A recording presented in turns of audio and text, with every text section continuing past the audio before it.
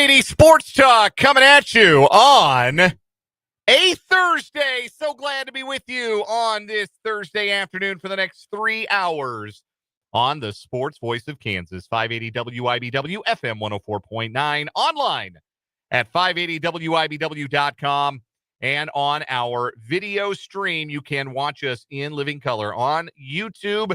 The channel is 580 Sports Talk. You can also catch us on our Facebook page, WIBW News. I am Dan Lucero. Brendan Dworzinski is here. Spencer Dupuis will be along in a bit. We are delighted to be with you for the next 3 hours. Lots to discuss. A great guest list, as always, on a Thursday. And we are happy that you are making us a part of your day as we gird ourselves for some more snow. Haven't heard of any cancellations or postponements or anything for tomorrow, but you can go to our website, 580WIBW.com, throughout the afternoon and evening and into tomorrow morning for all of the latest on the weather. We're here to talk sports, and on the show today, we have three great guests coming your way. First, in the 3 o'clock hour, bottom of the hour, Rick Peterson, TopSports.news. We'd love to talk about some high school sports happenings. If there were any high school sports happening, the thing about weather and school cancellations is that it's really hard to get games in. So we'll talk about the theoretical Friday schedule, and hopefully some of the games get played, including our 580 Preps Game of the Week doubleheader on the hardwood tomorrow night between Hayden and Washburn Rural. We'll get Pistol's thoughts on all of that coming up at the bottom of this hour. In the 4 o'clock hour, bottom of the hour, our first Big 12 basketball breakdown of the season as we welcome back our good friend and the best college basketball feature writer in America, CJ Moore of The Athletic. He will join us at the bottom of the 4 o'clock hour. We will get CJ's thoughts on the nascent stages still of this Big 12 basketball season, including KU's win last night, what's gone wrong in Manhattan, and all the rest of the news that's fit to chat about from the Big 12 and outside in college basketball.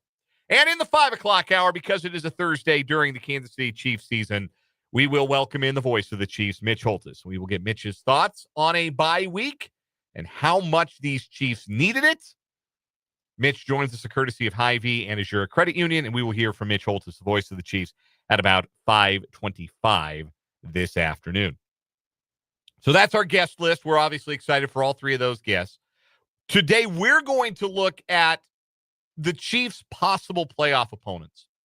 We will rank them in order of most to least threatening. There are two that do not appear to be very threatening right now. And there are two that appear to be a little bit more threatening because there just happens to be a little bit more history between those teams and the Chiefs. But we'll talk about those four teams that the Chiefs can play. The Chiefs know going into this weekend, they will not play Buffalo. They will not play Baltimore. But the other four teams are in play as possible opponents. We'll look at the strengths, the weaknesses, how they might match up against the Chiefs in a theoretical divisional playoff. Maybe it sets your rooting interest for the weekend, or maybe you're like Travis Kelce, who rather colorfully on he and his brother's New Heights podcast, so colorfully, in fact, that we could not edit it well enough to get it on the airwaves, colorfully explained that there's no one in the AFC that scares him and his teammates, and that he'll play, what was it, in the Walmart parking lot? Walmart parking lot.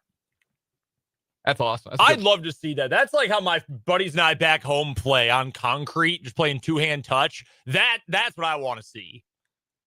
That would be, it's a bar too. I will play you in the Walmart parking lot. That goes hard. That's sick. Yeah, that's I like that a lot. So not to say certainly that the Chiefs should fear any of these teams necessarily, but we'll work up the ladder. We'll talk about which Chiefs opponent would be toughest on them in a divisional round scenario. We'll also talk some college hoops. KU last night holds Arizona State to 13 second half points. And that is a number that flatters Arizona State, because they scored in the final seconds when KU wasn't trying to get back on defense. It was as comprehensive a domination in one half of basketball as you're going to see, particularly on that defensive side. And really good news for a couple of KU's vaunted transfers, and really not good news for another one of those vaunted transfers as it pertains to their future playing time, perhaps, for the Jayhawks. We'll get into that. Also, Speaking of big second halves, K-State women put a beat down on Utah last night. So we're going to get there too. It's a good Utah team that K-State absolutely throttled in Salt Lake City last night. Also, all the things you've come to know and love from the program. Our 580 Sports Talk headlines coming up top of the 5 o'clock hour. We'll have 2 new stories on what is wrong with you. We'll play a little either or over under coming up this hour as well. Plus, your interaction with the show today. We look forward to hearing from you for the next 3 hours. If you are watching the YouTube stream, again, the channel is 580 Sports Talk. You can watch it in your web browser. You can watch it on your mobile device, and you can participate in the live chat. There's a live chat feature where you can interact not just with us, your hosts, but with your fellow listeners as well. See, the Marks are in, Mark H and Mark B. Vance, Clayton checking in early today as well. Look forward to hearing from them and more of you throughout the show in the YouTube live chat. Can also text the program. The text line is wide open. 785-272-9429 is that number. That is 785-272-9429. Let's get into it. Look ahead to this wild card weekend. It's kind of funky how the schedule lined up where the first 3 games in order are the AFC games. Both of the Saturday games and the early Sunday game are the AFC games. And I don't know if that's coincidence. I don't know what you would call that. But you know what you call that? What do you call it? The Chiefs are playing in primetime next Saturday. Yes, that's correct. What you call that. No, I knew that instantly.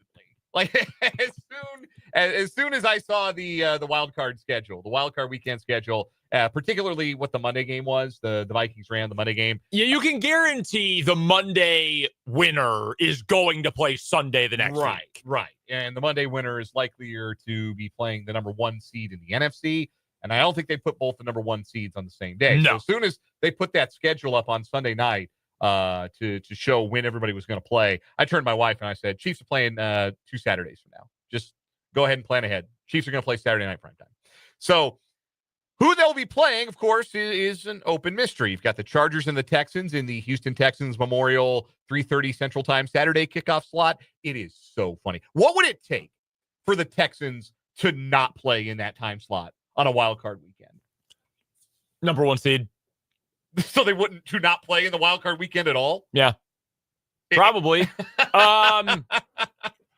If they were to play this version of the Chiefs or this version of the Bills, like if they were playing a better game, essentially, a better opponent, because they played the Chiefs in this slot back in the 2017 playoffs, but that was the Alex Smith-led Chiefs that played really badly down the stretch. Remember, they were super hot to start the year, and then they were not in the second half of the season. Do you remember that? That was the Marcus Mariota, Darrelle Revis game. Yes. Or not Marcus Mariota. That was the Titans. Well, which game was it then? Am I getting my games confused here? I guess I am. Because I thought they played the Chiefs in 2017, but maybe I'm wrong about that. The Titans? The Texans. I thought it was... No, that was the Niall Davis kickoff return. Niall Davis. Yes. Niall Davis. Yeah, that's the kickoff right. return game. Yeah. I was confusing my games. It happens. Yeah. Either way, no, I mean, you'd have to play Mahomes or play Josh Allen. That's what it would take. I think even the Ravens would end up in that Saturday game. Yeah, there's no like super sexy opponent you could put the Texans in. Like maybe if they won a Super Bowl, like let's live in a world where the Texans win 4 games in a row and win this Super Bowl. I still think they'd have a little bit of that. Like, yeah, it's the Texans. The thing is, excuse me, I've peanut M&M caught in my throat. I had to get a pregame snack in.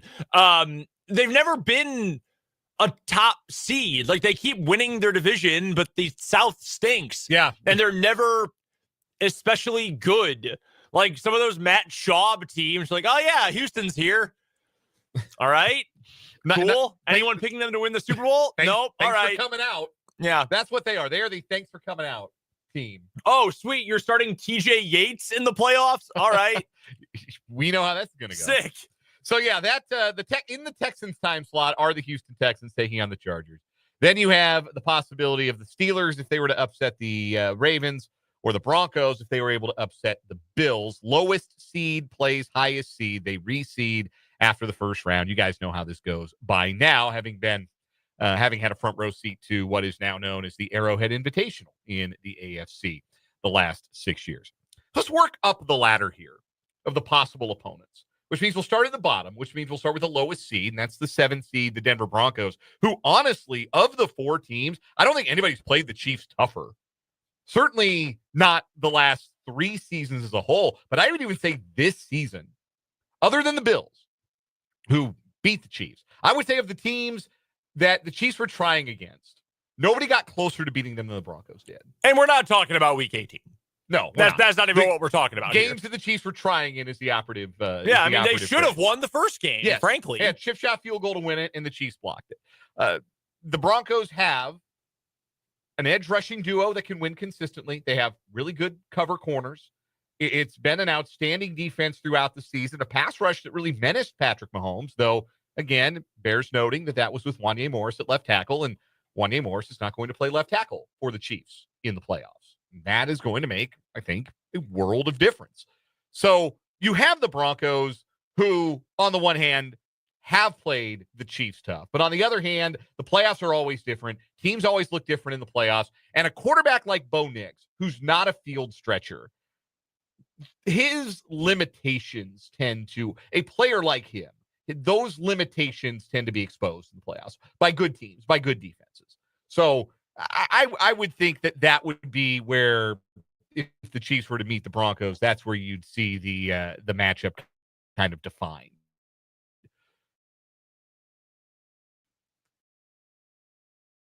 The Steelers are back into Mr. Limited mode, and their defense has kind of become overrated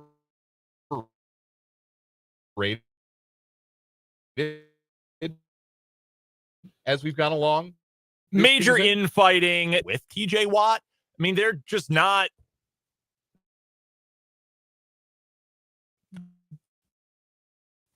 I need to turn my microphone volume down. And so be prepared. Okay. Get a quarterback!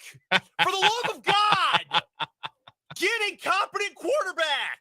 So it's infuriating year after year. Oh, man, that defense. They finally even have an offensive line. You can't even blame that anymore. Get a competent quarterback.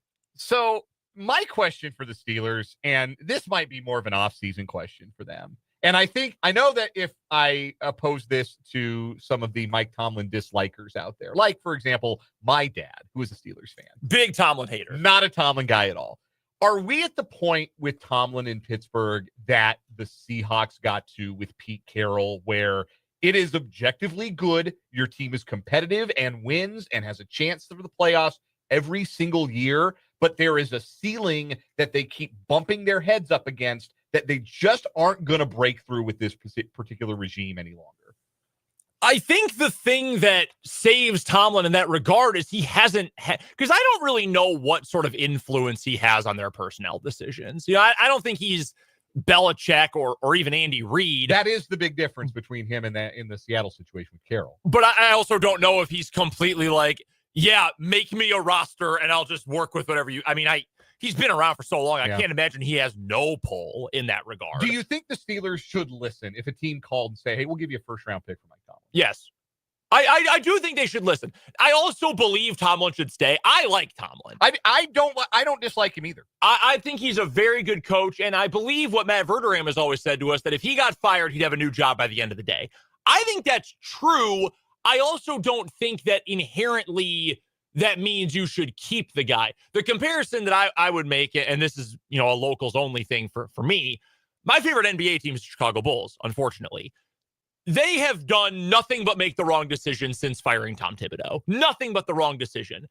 But that doesn't mean that letting Tom Thibodeau go was the wrong decision. That same situation, it had peaked. They were not going to get any better. They were going to keep making the first round of the playoffs, getting to 7 games against a better team, and then losing and not going anywhere. Right. That was the Seahawks Carroll conundrum. Exactly. Like, it was going to be good enough to go 10-7 and get to the playoffs, but it wasn't going to ever be like you couldn't see it becoming what it had been. And if you can make the right call in finding your next head coach, great. You know who got it right? Another NBA comparison. You know who got it right? Golden State. Because for whatever flaws Steve Kerr has, and he has them as a coach, he's better than Mark Jackson, who is getting them to flirt with the playoffs and win, go over 500 and get to the first round. He wasn't going to get them anywhere beyond that. Steve Kerr was the right coach at the right time to get them to a higher level, and clearly they're one of the greatest dynasties in NBA history, certainly modern NBA history. And now they're going through the same kind of thing where maybe he's not the right guy for them right now as they transition into being something different. Exactly. You are 100% right about that. So if I was the Steelers, if I was the Rooney family, I would want to keep Mike Tomlin. I want Mike Tomlin in 2025. That being said, if you got an opportunity, like, hey, we're going to give you 2 firsts for Mike Tomlin. Well, we still need a quarterback. Well, some of these defensive pieces we're going to have to make some decisions on. We don't have any receivers outside of nut job George Pickens. I'd listen. I would listen. I don't know that I would take it, but I would listen. Might just be time to turn the page. And if they lose this game, how long has it been since was their last playoff win the all field goals, Eric Fisher holding call, Justin Houston in coverage on 3rd and 5 and the biggest down of the game? Is that their last playoff win? Because I think it is. We are going to find it. The last time the Steelers won a playoff game, you would have to go back to... Yeah, it's the AFC Divisional in 2017. No, the 17 season they lost in the divisional round. No, 16. 16. Yeah, so the 2017 season, 2017, January 15th, 2017. Yeah. The 18-16 game at Kansas City. Yeah, that's the last playoff win that Pittsburgh's had. And then they got hammered by the Patriots because Brady just destroyed the Steelers. Yes. Yeah, that's the last time they won a playoff game. That's hard. It's hard to justify staying the course if it keeps looking the way that it's looked. And some of those years, like there was no excuse. Right. Then it was, okay, well, they've got Ben, he's old. And then it was, well, we have Kenny Pickett. And like, I understand. And I think that's the thing that keeps some of the heat off of Tomlin is that he doesn't have a passer. But yeah, it's they got to figure some things out. By the way, can you think of a funnier offense, a funnier team probably in 2025 than one that features George Pickens catching passes from Aaron Rodgers? One of them would kill the other, and I'm not sure who the correct answer. Who would Rodgers would kill Pickens? Okay, I'm not sure who Kane and who Abel is there, but yeah, that would go poorly. The other 2 possible opponents for the Chiefs play each other: the Chargers and the Texans. Chargers also played the Chiefs tough twice. They were up 10-0 on the Chiefs in LA. Chiefs rallied back and won. And then the Chiefs had the Matthew Wright doinked field goal at Arrowhead to win in the second meeting. Certainly the best quarterback play of the group with Justin Herbert. I think it's the best coach of the group, Jim Harbaugh. They have good edge rushers. They don't turn the ball over. They'd be a hard team to play in the playoffs because they would shorten the game. They would take some of the variance possibly out of the game. And they would bank on the one 60-yard explosive, and if they hit it, suddenly you're in trouble.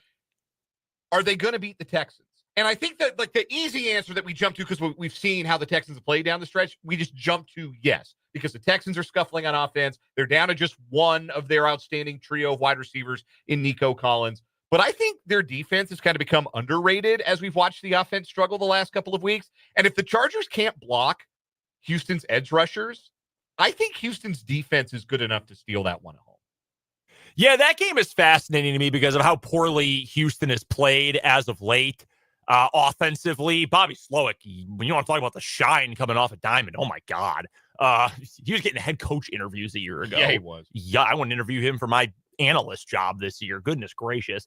That game is very interesting to me. I would say I think the Chargers would be number 2 on my list. If we're ordering most difficult first game opponents, most difficult divisional round opponents, I would put Broncos 1, Chargers 2. Honestly, a sizable drop off. Yes. Houston 3, Pittsburgh 4. I would go Chargers 1, Broncos 2. Okay. Just because, Herbert is an equalizer. Quarterback play. Yeah, just higher level quarterback play and a better coach team that would be more prepared, I think, for a playoff game. And then I would have the Texans 3rd. I think that they've got a better pass rush than the Steelers do, and slightly better vibes, and a better quarterback, a less limited quarterback right now. I think if you're the Chiefs and it falls that the Steelers upset the Ravens, throw a parade. Like, if you get to play the Steelers in the divisional round, that would be the ideal scenario, I think, for the Chiefs. Again, not suggesting the Chiefs should be scared of any of these guys. Just that you had to rank the opponents by toughest to... Yeah, you still want the best matchup. Right. Yeah.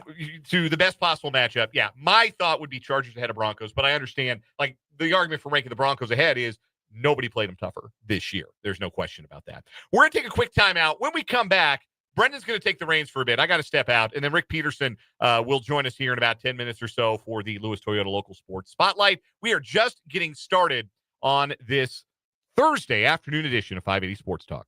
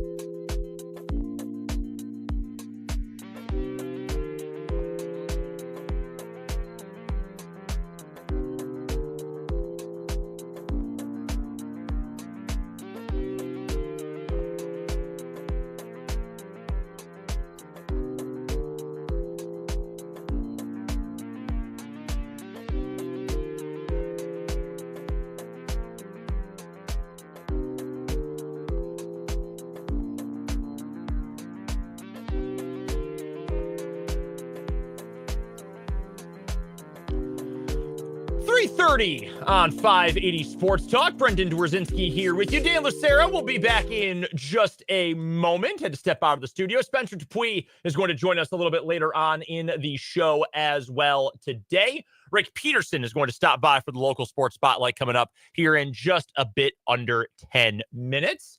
Have Mark B on the YouTube says, looking forward to the Hayden versus Rural Girls game tomorrow night, assuming that it does come to fruition. Yeah, hopefully the snow tonight is not too bad, not too deep, not too heavy, and we do get high school basketball action. That's going to be a good one. That is going to be our, for now, 580 Preps high school basketball game of the week doubleheader. Hayden at Washburn Rural. Dan Lucero and the coach Larry Latimer will be on the call of that one. You can listen right here on 580 WIBW. Again, assuming that the games actually do indeed go on tomorrow night.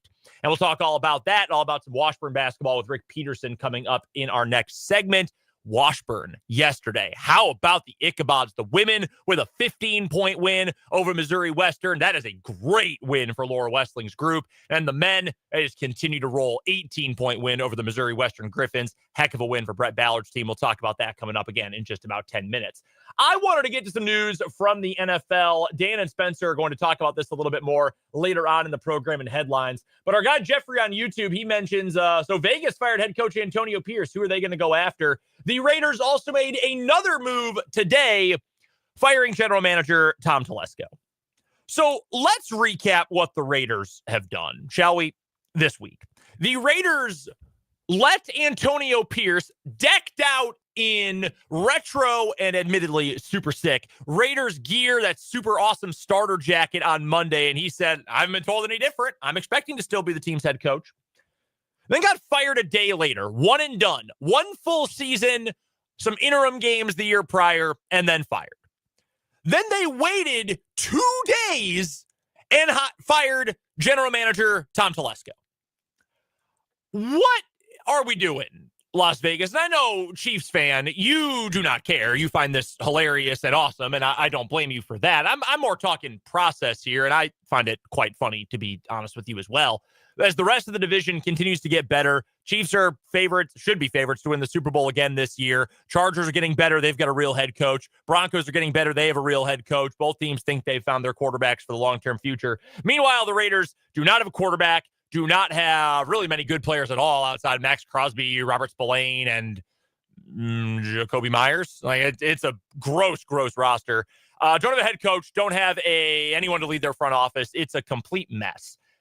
And then we also have the note, let's not forget, that Tom Brady, NFL commentator, A-team on Fox, going to call the Super Bowl in a few weeks, Tom Brady, is also a part owner and reportedly is going to have outsized influence on what the Raiders are going to do with their head coach opening and probably their general manager opening, if I had to guess. That's not a report. That's just an assumption. We already know that he reached out to Bill Belichick, who said, nah, I'm good. I'm staying at UNC.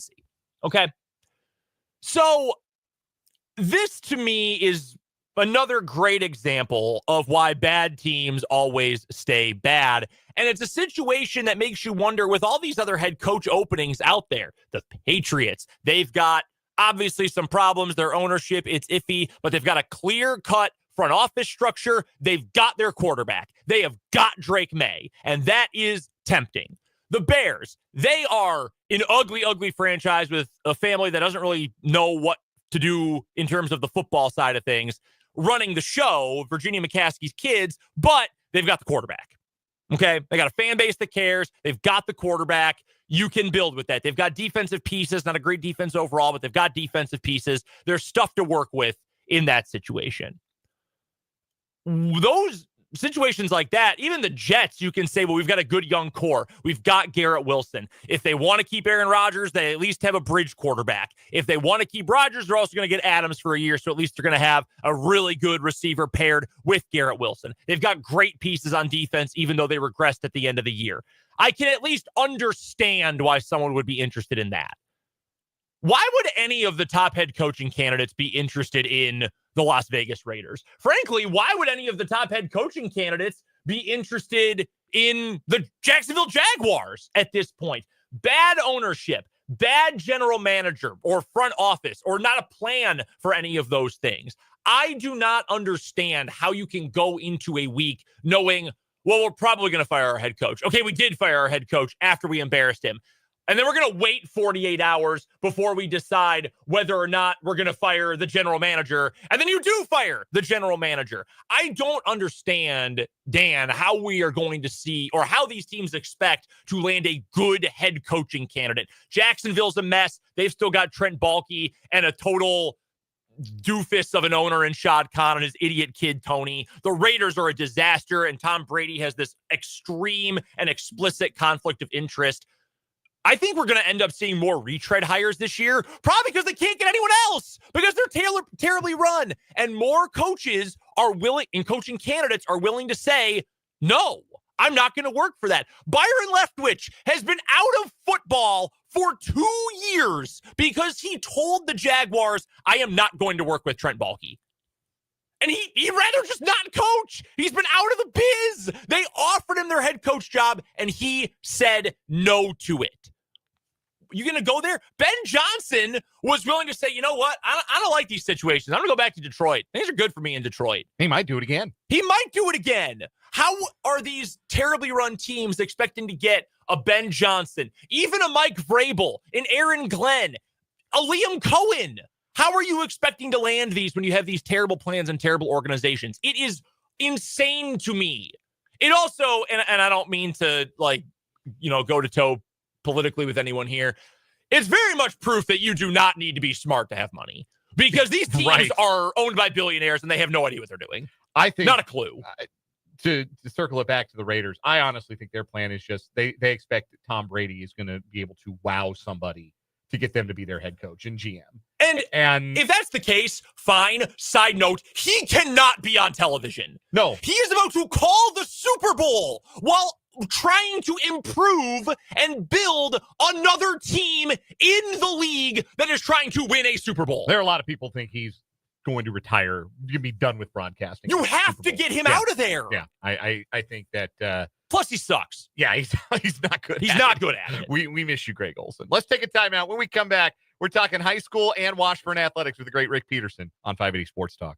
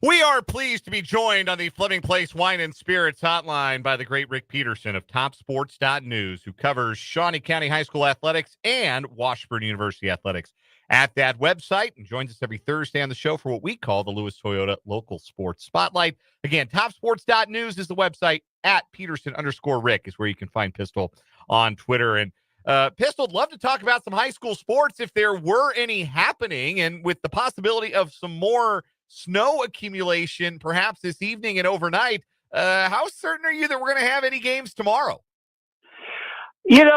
I'm cautiously optimistic. How's that I should be a politician. I'm cautiously optimistic, but I know, and I know that's your game too, I believe. I know that as of midday, Bobby Tall over at Hayden was planning on them playing Washburn Rural tomorrow. Now, you do know, I assume you know, we had a team play last night, and Shawnee Heights went to DeSoto, which really kind of surprised me. But the T-Bird girls lost a tight one, and the boys won by 9, I want to say, at DeSoto.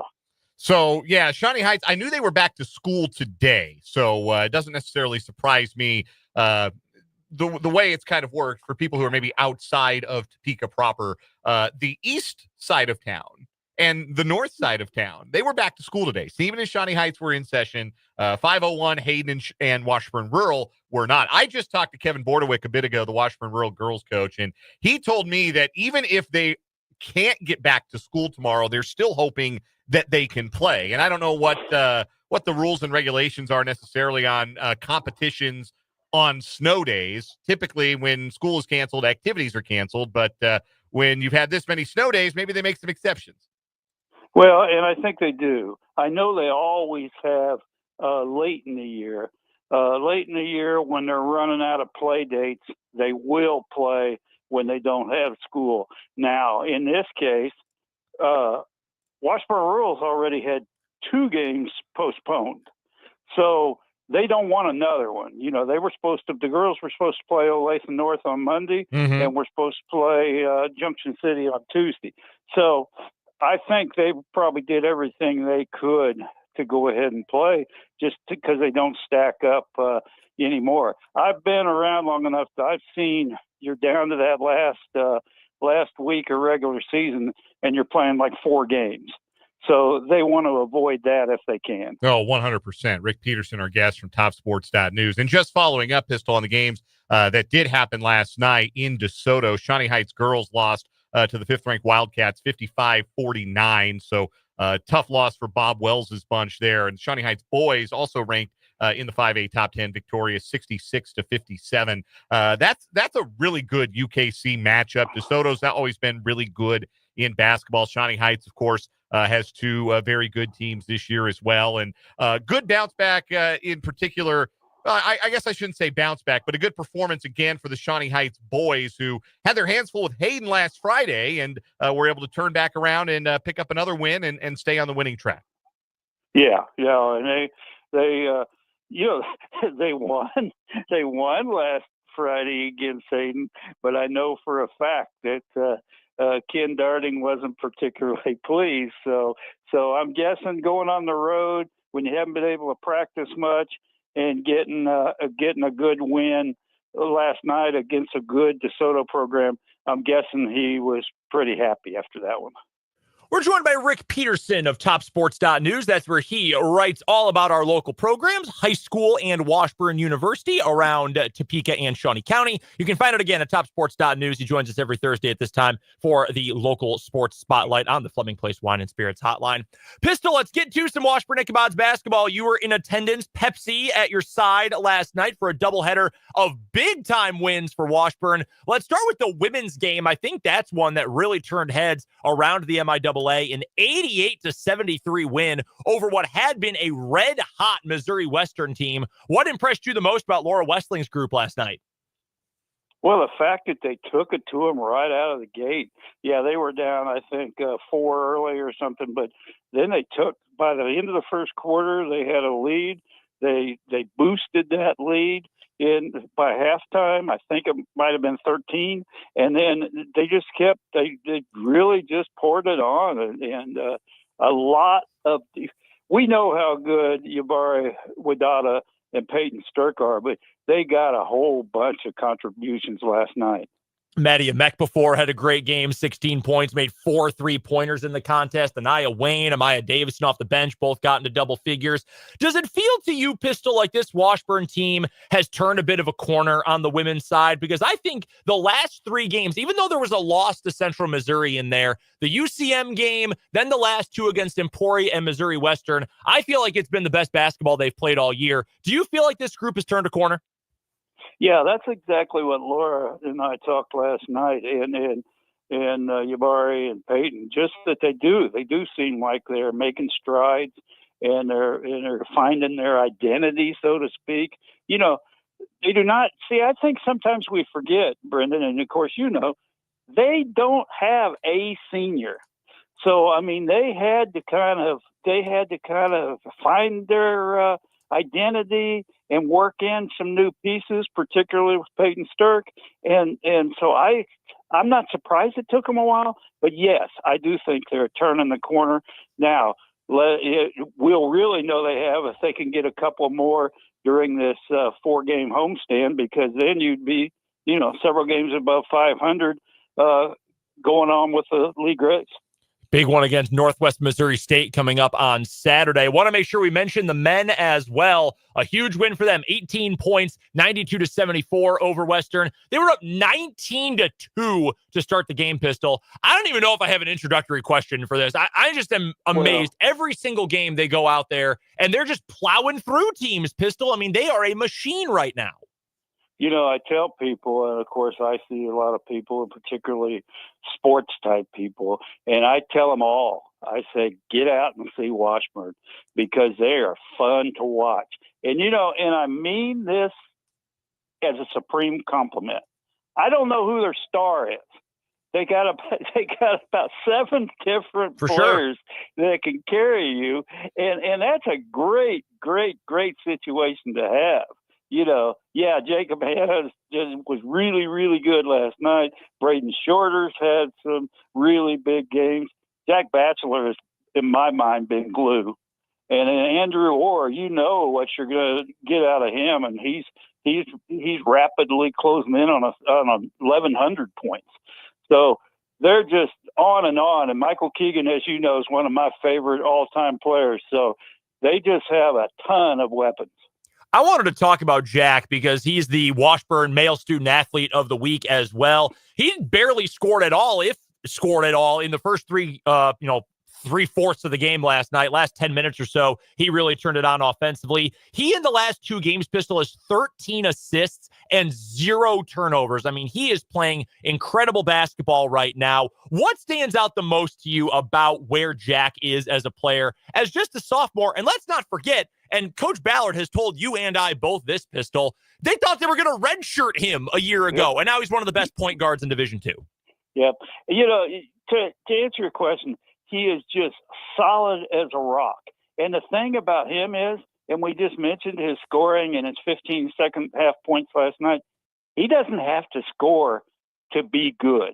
If he's running the show, if he's doling out assists, if he's come up with a couple of steals, I almost look at his scoring as a bonus.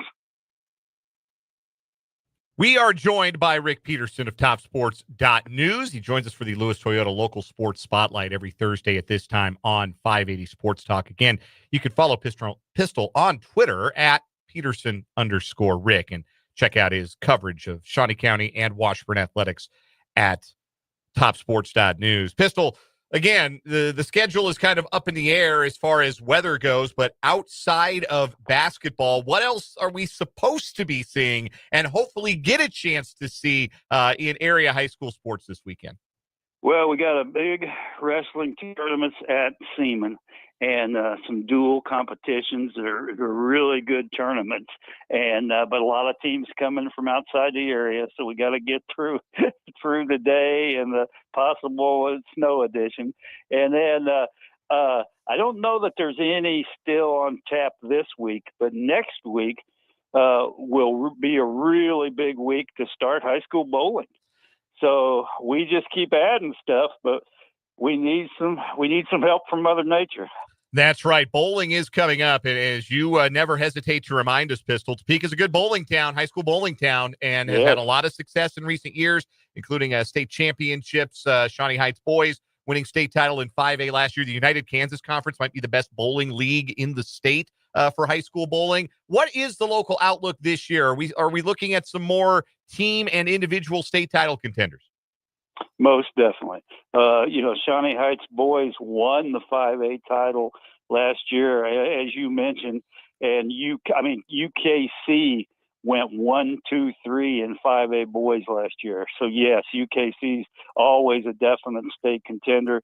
Shawnee Heights won the title last year without a single upperclassman. So all those kids are back. Seaman is always good. They were third in 5A in both boys and girls last year, and rural's always good. Their girls were number 2 in 6A last year. So it's going to be a really good year. Rick Peterson will have it all covered at TopSports.news. If we have games or not, TopSports.news will have them covered from Shawnee County High School Athletics and Washburn University. Rick Peterson joins us for the local sports spotlight Thursdays on 580 Sports Talk. Pistol, it is always a pleasure. Stay warm, stay safe on the roads if you're getting anywhere to a gym this weekend, and we'll talk to you again next week. Thank you very much. That is Rick Peterson. We'll step aside for a timeout, come back, and we will wrap up this 3 o'clock hour, 580 Sports Talk after this.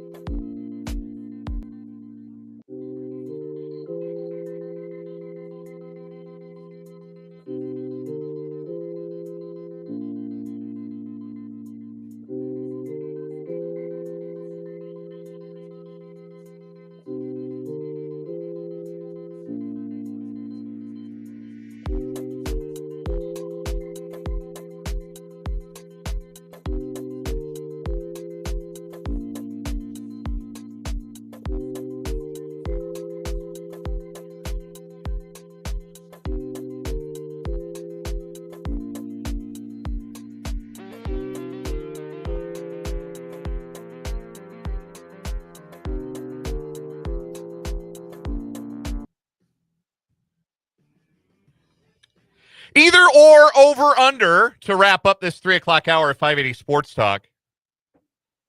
Top 2 seeds in the NFL, the teams with the byes, Lions or the Chiefs, or the field, who would you take to win the Super Bowl? I got to take those two. I think it's really good competition throughout the entire NFC. I think it's fierce competition with the top 3 in the AFC.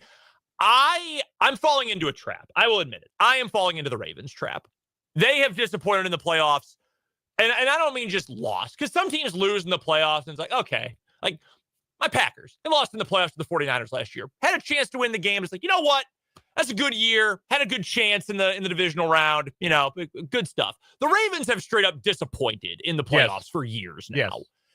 And I'm falling into the trap again. I'm starting to believe their defense has played really well as bad as the Bills' defense has been for about a month now. The Ravens have been really good defensively. Lamar is playing the best football of his career. Zay Flowers is hurt. That's concerning. But Derrick Henry's a monster. I'm still going to take the Chiefs, though. How do you pick against them? No, I get it. I was going to see how many teams I would need to give you before you took the collection and not the field. But if you'll just take the top two. I'll take the top two, man. I'm with you there, though, on the Ravens. I think that they are going to go to Buffalo and win. I think there's a really good chance. I don't know how Buffalo's going to stop them. Quiet as kept. That's not been a very good defense for like the last month and change. Matt Verderam's been telling us. We've been trying to tell you that defense has some problems. I'm going to get the rubber stamp out. I'm going to make it official going into the playoffs. It's risky. It's ass. That defense is ass. It ain't good. We're not quite to turbo ass, but we're getting close. You got an either or over under. Yeah, we're going to talk some KU basketball coming up to lead off next hour. But in this last minute we have of this hour, either or, who you want to put as your two guard in the starting lineup for KU? If you had to pick one for the rest of the season, both can play, but one in the starting lineup. Zeke Mayo or Shaq Moore? I'm starting Zeke. Okay. Because I think the energy from Shaq helps the reserve unit. But the counter argument is you bring Zeke off the bench, you get scoring off the second unit. See, I think it's interesting you say that, because I think you can spin it either way, that you get Zeke in the starting lineup, then you get that spark plug defensive stopper, kind of saucy offensive player in Shaq, or you set the tone defensively first, and then you bring in the flamethrower off the bench. I think you can spin it either way. I would probably start Zeke, but honestly, I kind of think starting Shaq meets the mold of the championship team from a couple years ago a little more, when Remy came off the bench. We will talk some KU hoops, and we'll also be joined by CJ Moore of The Athletic for a Big 12 basketball breakdown coming up at the 4 o'clock hour, 580 Sports Talk.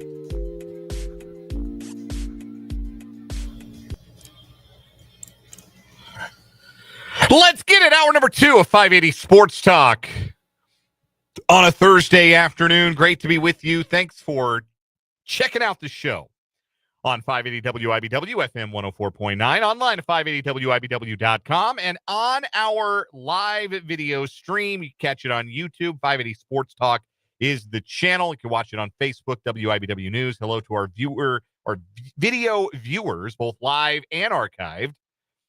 Friends, ball knowers alike, welcoming you all to the show on this Thursday. Gang's all here for the next hour. Dan Lucero, Brendan Dorzinski, Spencer Dupuis. Brendan will be out at 5. Got the Washburn Basketball Coaches Show, and that will be a felicitous occasion tonight at Skinny's. It always is, but more so after a couple of really nice wins for the Bods at Lee Arena last night. And more so because you didn't have to get on or off a bus if you're the Washburn Ichabod. You can play at home, sleep in your own beds, and enjoy a win. Shoot on some rims that you're actually familiar with. Be cheered when you score. Yeah, it was awesome. Yeah, it was such a fun night. I know that they were stoked to finally be back at home, coaches and players alike. So, no, we're looking forward to tonight, 6 o'clock until 7 o'clock, live from Skinny's Sports Bar and Grill. It's wing night, by the way, so get there. Ooh, tempting. It's so You good, keep man. telling me about this wing night, and I keep having things already planned for dinner. Sounds like a skill issue. Yeah, that sounds like a you problem, man. Just postpone your plans to tomorrow. I think we're gonna hold all. How long do you go? You go through February, right? We will go. We have the schedule out through February. We will also do one the first week of March. That depends on the MIAA. We're gonna go after we move. All right. We gotta save some money to move. I expect to see you there. I will save you a seat, in fact. There you go. Oh God! I Make it- just got the text from the girlfriend who's in my office. I like wings. Once again, We can scrap tacos. your girlfriend did not come by my office to say hello to me today. Uh-oh. Yesterday, Do we have a brewing office feud now? So yesterday, the whole thing was apparently she walked by while I was holding a baseball bat. You know, I had the Louisville Slugger and get some swings No, in. you're a hold equipment guy. Yeah. I'm very much the same. Yeah, like Rex Hudler's got the baseball in the booth, right? Yeah. Like every now and again, like pick up a golf club or a baseball bat or a baseball, whatever I got. Just it feels good in my hands. I get it. And Olivia was a little concerned that I was going to like Al Capone somebody and just dissed me, I guess, a little bit. And said, yeah, not dissed me, but, just decided that I looked like I didn't want to be bothered. Yeah, that was it. But right I there. never mind being bothered. I'm very approachable. I'm a teddy bear. I don't know. She's just hanging out, drawing on her iPad. So Well, like I'm not. enjoying her 15 zillionth day of not working. Yes, the never-ending winter break Yes. for USD 501 employees. They might get another day tomorrow. They really might. They really might. Never-ending winter. Just the winter break that never ended. Anyhow, the gang is all here, and the coaches show, Washburn Basketball Coaches Show, from 6 to 7 tonight over on our sister station, your exclusive home of the Ichabods, Country 106.9. Still to come this hour of the show, of course, it's the 4 o'clock hour, so we'll have 2 new stories on what is wrong with you. And we'll be joined by CJ Moore of The Athletic for our first Big 12 basketball breakdown of the season. You talk about ball knowers. Nobody knows more ball than CJ Moore. Yeah, finally get some smarts on this show. Yeah, it's well overdue, right? We're going to get CJ's thoughts on all the things that have happened on the collegiate hardwood. Talk a little bit about his recent feature writing and game day writing as well. Wrote a piece that appeared at The Athletic today about Villanova's upset over UConn last night. What a hilarious game. I was looking at scores last night. I was watching when I got home. I flipped on. I don't even remember what games I was watching. And I was watching Cal playing whoever the Virginia. hell. Virginia. You know, The new ACC classic. ACC rivalry, the Cavaliers and the Golden Bears. Man, what better way to go to sleep to nod off than Virginia basketball after dark? Did you hear who was on the broadcast doing the color commentary for ESPN2? Oh, I know because they popped it on after the KU game, and I can't remember who it is. KU great. Yes. Jared Hayes. Yeah. Oh, yeah, I guess he's not busy. Yeah, no, he's not anymore. But it was hilarious because his last big recruit he got at Stanford now plays for Cal, Andre Stojakovic. So essentially the whole game, so when you were recruiting him, what was that like? So you played at Cal and then left for Kansas, but what was that like? It was very funny. I love when the broadcasts get to the point of like the play-by-play guy just being Chris Farley to the color guy. Yeah. Hey, remember when you did this? That was awesome. The start of Nick Ba's TV career. Basically. Hey, so you played at Creighton and Kansas? Yes. The pride of Fremont, Nebraska. I think Yeah. I think the gym might have been named after his dad. Really? He covered high school basketball in Fremont, Kansas. Wow. I do. I think it was the Ba Gymnasium. It might have been his That's pretty neat. grandfather or something. And that to families deep in it in eastern Nebraska. Anyway, neither here nor there. CJ Moore is going to join us bottom of the 4 o'clock hour. We're excited to start the Big 12 basketball breakdown this season with CJ. Speaking of hoops, there is basketball to talk about. You heard us mention it briefly at the end of the 3 o'clock hour. Kansas played basketball last night against Arizona State. And I didn't get to see all of the first half. The 8 o'clock hour is what is now known at my house as bedtime. Not for me, mind you, for our 7-month-old son. That is when the TV goes to the Spotify playlist and we get the sleepy time music going, these droning, I don't even know how to describe them. It's the sleepy time playlist. That's all I got for you. We put on the sleepy time playlist. We dim the lights. We give Ash his last bottle of the night, and he conks out. It's bedtime. So I'm not getting a whole lot of sports watched in that 8, 9 o'clock hour on a lot of nights, unless I'm watching it on my phone and my wife's handling the feeding. Last night I handled the feeding. So I didn't get to watch the first half live, like as it happened. I got to the game. It's late first half. KU's scoring fine. Like, I don't have a lot of complaints about the offense, but they gave up 42 first half points to an Arizona State team that doesn't have a whole lot of guys you would classify as bucket getters. Like Alston, BJ Freeman had a good first half. Alston Mason's a nice piece, but 42 points and a half to that team was startling. And it became even more startling when you watched the second half and watched KU put them in a straitjacket for 20 minutes and hold them to really 11 points. The last two that Arizona State got were garbage time. A breakaway with 28 seconds left where whoever was controlling KU on the PlayStation had already set the controller down to go get a snack. So it's a problem now for the Jayhawks players because Bill Self now knows they can do this and is going to expect this the rest of the season because nothing Arizona State tried to do on offense worked in that second 20 minutes. And it was so often it's not really a scheme thing that changes defensively. KU did do a little pressing and sped Arizona State up a little bit. And I think that did affect how comfortable Arizona State was. And then very clearly that team started to panic once KU made their initial run and seized the lead. But it was just a total tonal shift in that building and an energy that Kansas really hasn't matched since, like, man, do we have to go back to like the first half? Just speaking of home games, like maybe the first 5 minutes of the North Carolina State game or the first half against North Carolina, but it was just a different energy level for KU in that second half. And at the heart of it, Shaq Moore, like the human espresso shot last night. Yeah, stud. We heard from Michael Swain. He wrote about this a lot over at fog.net during the lead up to the season and before that foot injury. And we've talked with him a little bit about it too, getting ready for this season, that there was a lot of hype for Shaq Moore coming in during this offseason, and that during boot camp and during scrimmages and the early practices, he looked like he might have been the best player on the floor.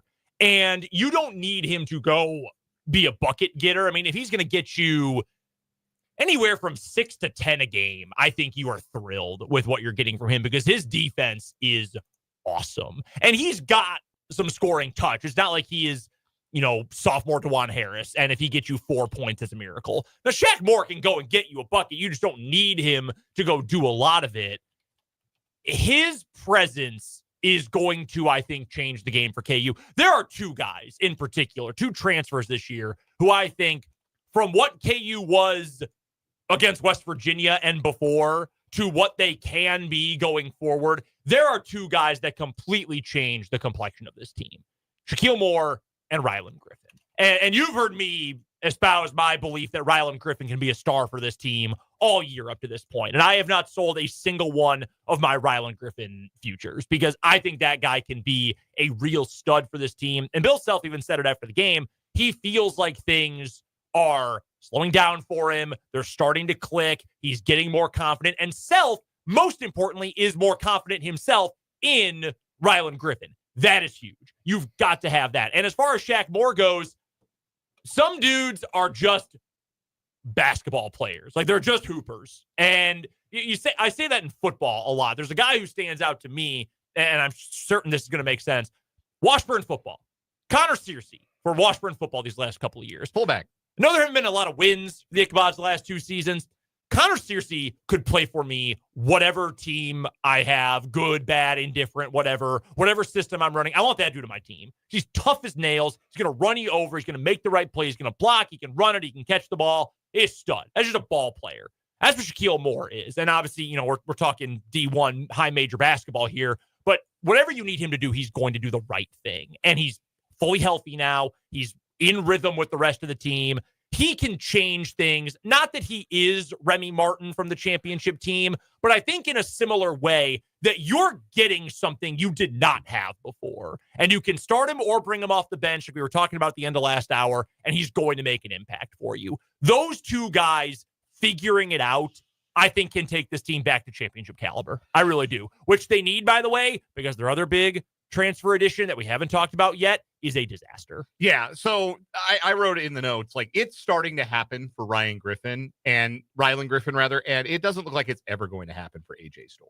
Like, that's sort of the crossroads where the fork in the wood and Robert Frost and all that. And I'm going to butcher the poem, but Rylan Griffin, two paths diverging, but yes, has found his rhythm and is starting to find his shot. He didn't shoot great last night, but he had a couple of big shots in the second half as KU was starting to pull away. Hit an open three on a reload, a second chance out of the corner, and then hit a nice pull-up jumper as well. He was able to make an impact despite not having a great shooting game. Yes, and that's huge. Like, some guys like that, they're only helping you if they go 5 of 7 from 3. If Rylan Griffin can help you without doing that, that is a big step in the right direction. AJ Storr played 3 minutes. And that was all that Bill Self could handle. Stomach. They were terrible. Yeah. I mean, we can call a spade a spade. I mean, I think he can handle it. He's been terrible, and he was awful last night. He was a -7 in 3 minutes. Yeah, that's tough. That's ridiculous. I think the best version, like the ultimate best case scenario for this Kansas team, is that AJ Storr is a really good contributor. I mean, without question. We've seen what he's been in his past. Yeah, he was a 16-point-a-game guy at Wisconsin last year. It's January 9th. Yeah. We're 3 games into conference play. We're going to get sooner rather than later to the point of the schedule where you're not adding guys to the rotation. Yeah. And where you're going to say, we've got our 8 or we've got our 7. And right now, Hunter Dickinson. Yep.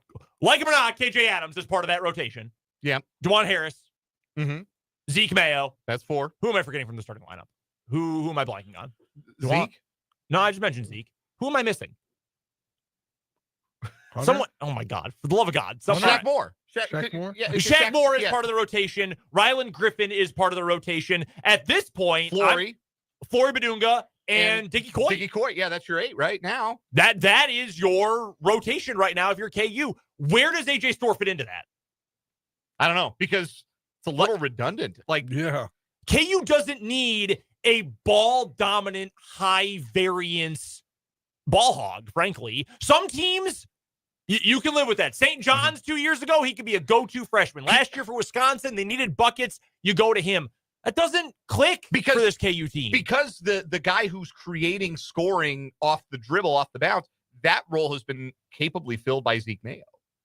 Yes. Like, Mayo's been the guy creating for himself. Like, the only good kind of Mayo. That was the big thing for this KU team, is they needed guys who could get their own. And that's the vision behind bringing in a guy like Storr who can get his own.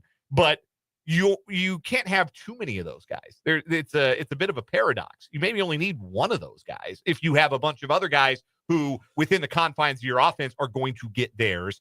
You may only need one guy who's going to create his own. And Zeke Mayo has been that guy for KU. So that makes AJ Storr a real awkward fit, because he's not an effort, like, rebound, second chance. He's not that guy. That's KJ Adams anyhow. But he's not that guy. He's not a spot-up shooter.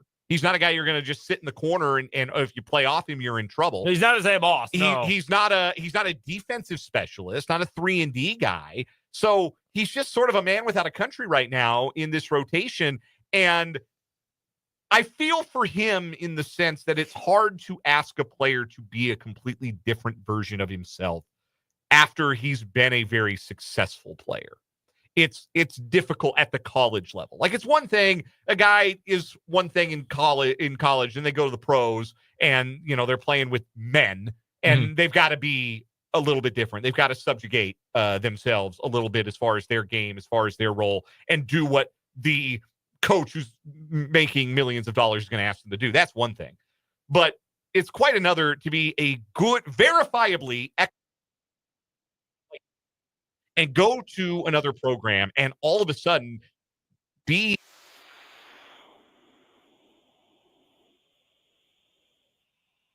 self-useful, to carve out a role for yourself. Be Diggy Coit. Be an energy guy who can knock down a three. Be an energy guy like Shaq Moore who guards his tail off and sets a tone. And even a Diggy Coit, do you know what he is in his last 2 games from 3? 0 for 1 for 11. Not good. Not helping you out there. But he's doing something else for you. He is making plays. He is little, okay? Size is never going to be an asset. In fact, in a lot of ways, it's probably going to be a detriment to him, however long his basketball career goes. But you know what he does do? He guards his ass off. I mean, he is working out there. He is getting everything he can get out of that maybe 5'10" body. Maybe he is getting it. AJ Storr doesn't. I don't know what he's listed at, but it's an exaggeration. It's a lie. Yeah. It ain't true. That's the problem. We talked a lot yesterday regarding K-State men's basketball about the risk you take when you go out and you get mercenaries and you go get these guys who are, I say bag collector. I'm not criticizing them for going and getting paid. Get money while you can. I'm not criticizing them for that. But guys who are looking for the big payday, maybe above. Have NIL, will travel. Yeah, it is what it is. That's what Doug McDaniel is to a degree. That's what Coleman Hawkins absolutely is. That's what some of these players are. You run into issues sometimes. AJ Storr is on his 7th team in 7 years. 4 high schools, 3 colleges. 7 teams in 7 years. At some point, maybe settle down and see if you fit somewhere. But that was always the risk with him. Yeah. High volume, ball dominant wing who's not really a 3-point shooter. KU's not going to play with a guy who gets that kind of volume. You know who KU's volume guy is? They're 7'2" center. Yeah. My question is where Zeke Mayo, who's been a better version of what you hoped you'd get from Storr as far as creating for himself. Is he the best home court player in America? Easily. I'm not really kidding. Because he is just unreal when he gets to play in front of his home fans. Can they make home Zeke Mayo a candidate for the Wooden Award? Yeah, I would. But the question is, where are those shots going to come from? If he needs volume to contribute, where is he getting that volume from? You can't take the ball from Zeke because he's been amazing. You're not going to take it from Hunter Dickinson. Where are the shots going to come from? At this point, I don't want to take him from Rylan Griffin. No. Or Shaq Moore. Yeah. There's this, in a sense, having a luxury player, which is kind of what Storr has become now, like a luxury piece. And if it works, great. If not, whatever. And if there is, if you're dealing with injuries, if you're dealing with fatigue, maybe he's a guy that can come in and in a situation where KU is hurting for offense, they can say, hey, look, go get downhill, get to the line, get us a bucket, fill that role. But right now, that is not a role that KU needs filled. And so the minutes are rapidly disappearing for AJ Storr. I know we're being hard on him. I'm being hard on him. I understand that. I don't want to be unfair. Yeah. But man, if he could get it together, the idea of him being the other 4 for KU instead of KJ Adams, this could be the best team in the country. If you could get that kind of production we've seen from him before as the other 4-man and having KJ on the floor less and having a legit scoring weapon as the other option at that spot.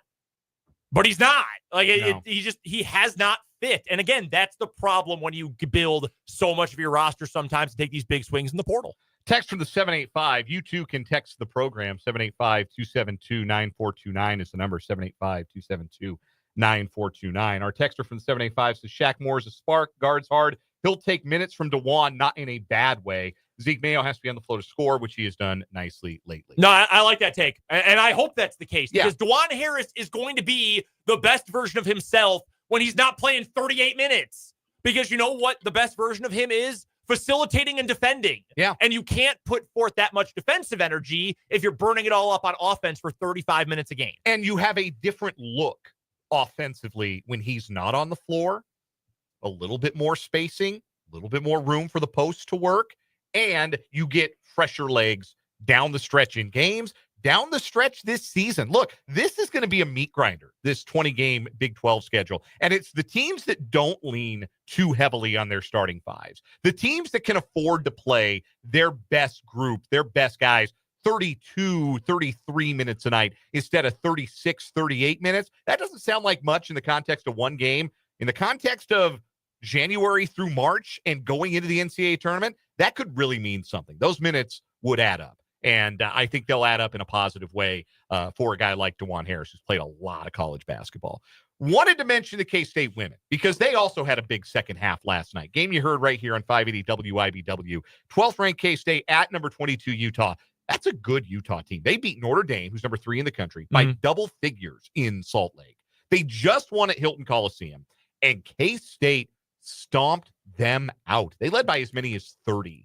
Made them look like a bad team. Yes, they're 69-39 in the fourth quarter. Like a total runaway. 71-47 ended up being the final score. Their wins have almost all been massacres this year. Yeah, they're not playing a lot of close games. And the games that are close very abruptly become not close when K-State puts a run together. They've been a really good second half team. Tim Fitzgerald, our guy from GoPowerCat.com, told us yesterday that the strength of this team is in its depth. That they don't need, where they need in the last couple of years where she was on the floor, if Ayoka Lee wasn't Superwoman, they weren't beating a good team. Well, Ayoka Lee had a good game last night. She had 14 points, but she doesn't need to be Superwoman for K-State to go on the road and crush a good team. They've shown it every single night. They're 16-1, winners of 10 in a row. They're at BYU on Saturday. Their next home game is next Thursday against Arizona. We're going to take a quick time out here at 580 Sports Talk. Come back with What Is Wrong With You. CJ Moore will join us in just a little bit for the Big 12 basketball breakdown. We are rolling through hour number 2 on 580 Sports Talk.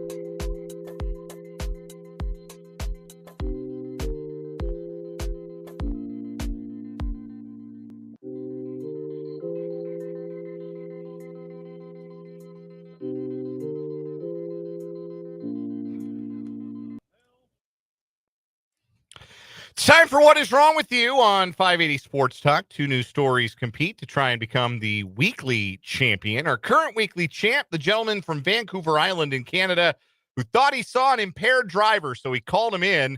Problem was, he was actually an impaired driver, and the person he called in wasn't.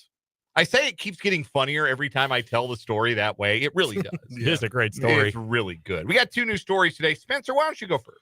All right, we're gonna go to Stafford, Connecticut. A former AT&T employee was arrested for adding unauthorized phone and tablet lines to customers' accounts in order to make the commission, according to authorities. All in the game. Connecticut State Police identified the employee as 35-year-old Katie Ann Barnaby. She is charged with third-degree computer crime, troopers said. According to an arrest warrant, an AT&T customer reported to police in February of 2024 that they noticed fraudulent activity on their AT&T account. The customer said they initially bought a Samsung phone, a watch, and accessories from an AT&T store in Stafford Springs in December 2021. The consultant in that store was Barnaby. Following the purchase, the victim said they noticed their monthly bills were higher than they had discussed with Barnaby. The customer told police that they also spoke with AT&T, who told them that Barnaby was part of an internal investigation for similar incident with other customers. The company told the victim that Barnaby added and removed protection plans and features on other customers' accounts between November 2021 and January 2022. The victim said that AT&T told them that 30 different customers were impacted. Wow. A former coworker of Barnaby told police that she would access customer accounts without authorization, add lines to generate commission-based profit. The coworker also said she would keep trade-in devices to resell them online.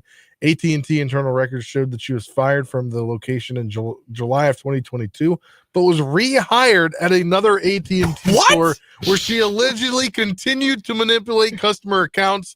The company's commission payments records from December of 21 to July 22 showed that she received $1,150 in commission. All that for $1,150. She eventually resigned. An arrest warrant was approved Friday and she was arrested Sunday. She faced a judge on Monday, and her bail was set at $25,000. You know, it sounds ridiculous, but this is pretty much the life of a college football coach. Like, this is just Ted Roof.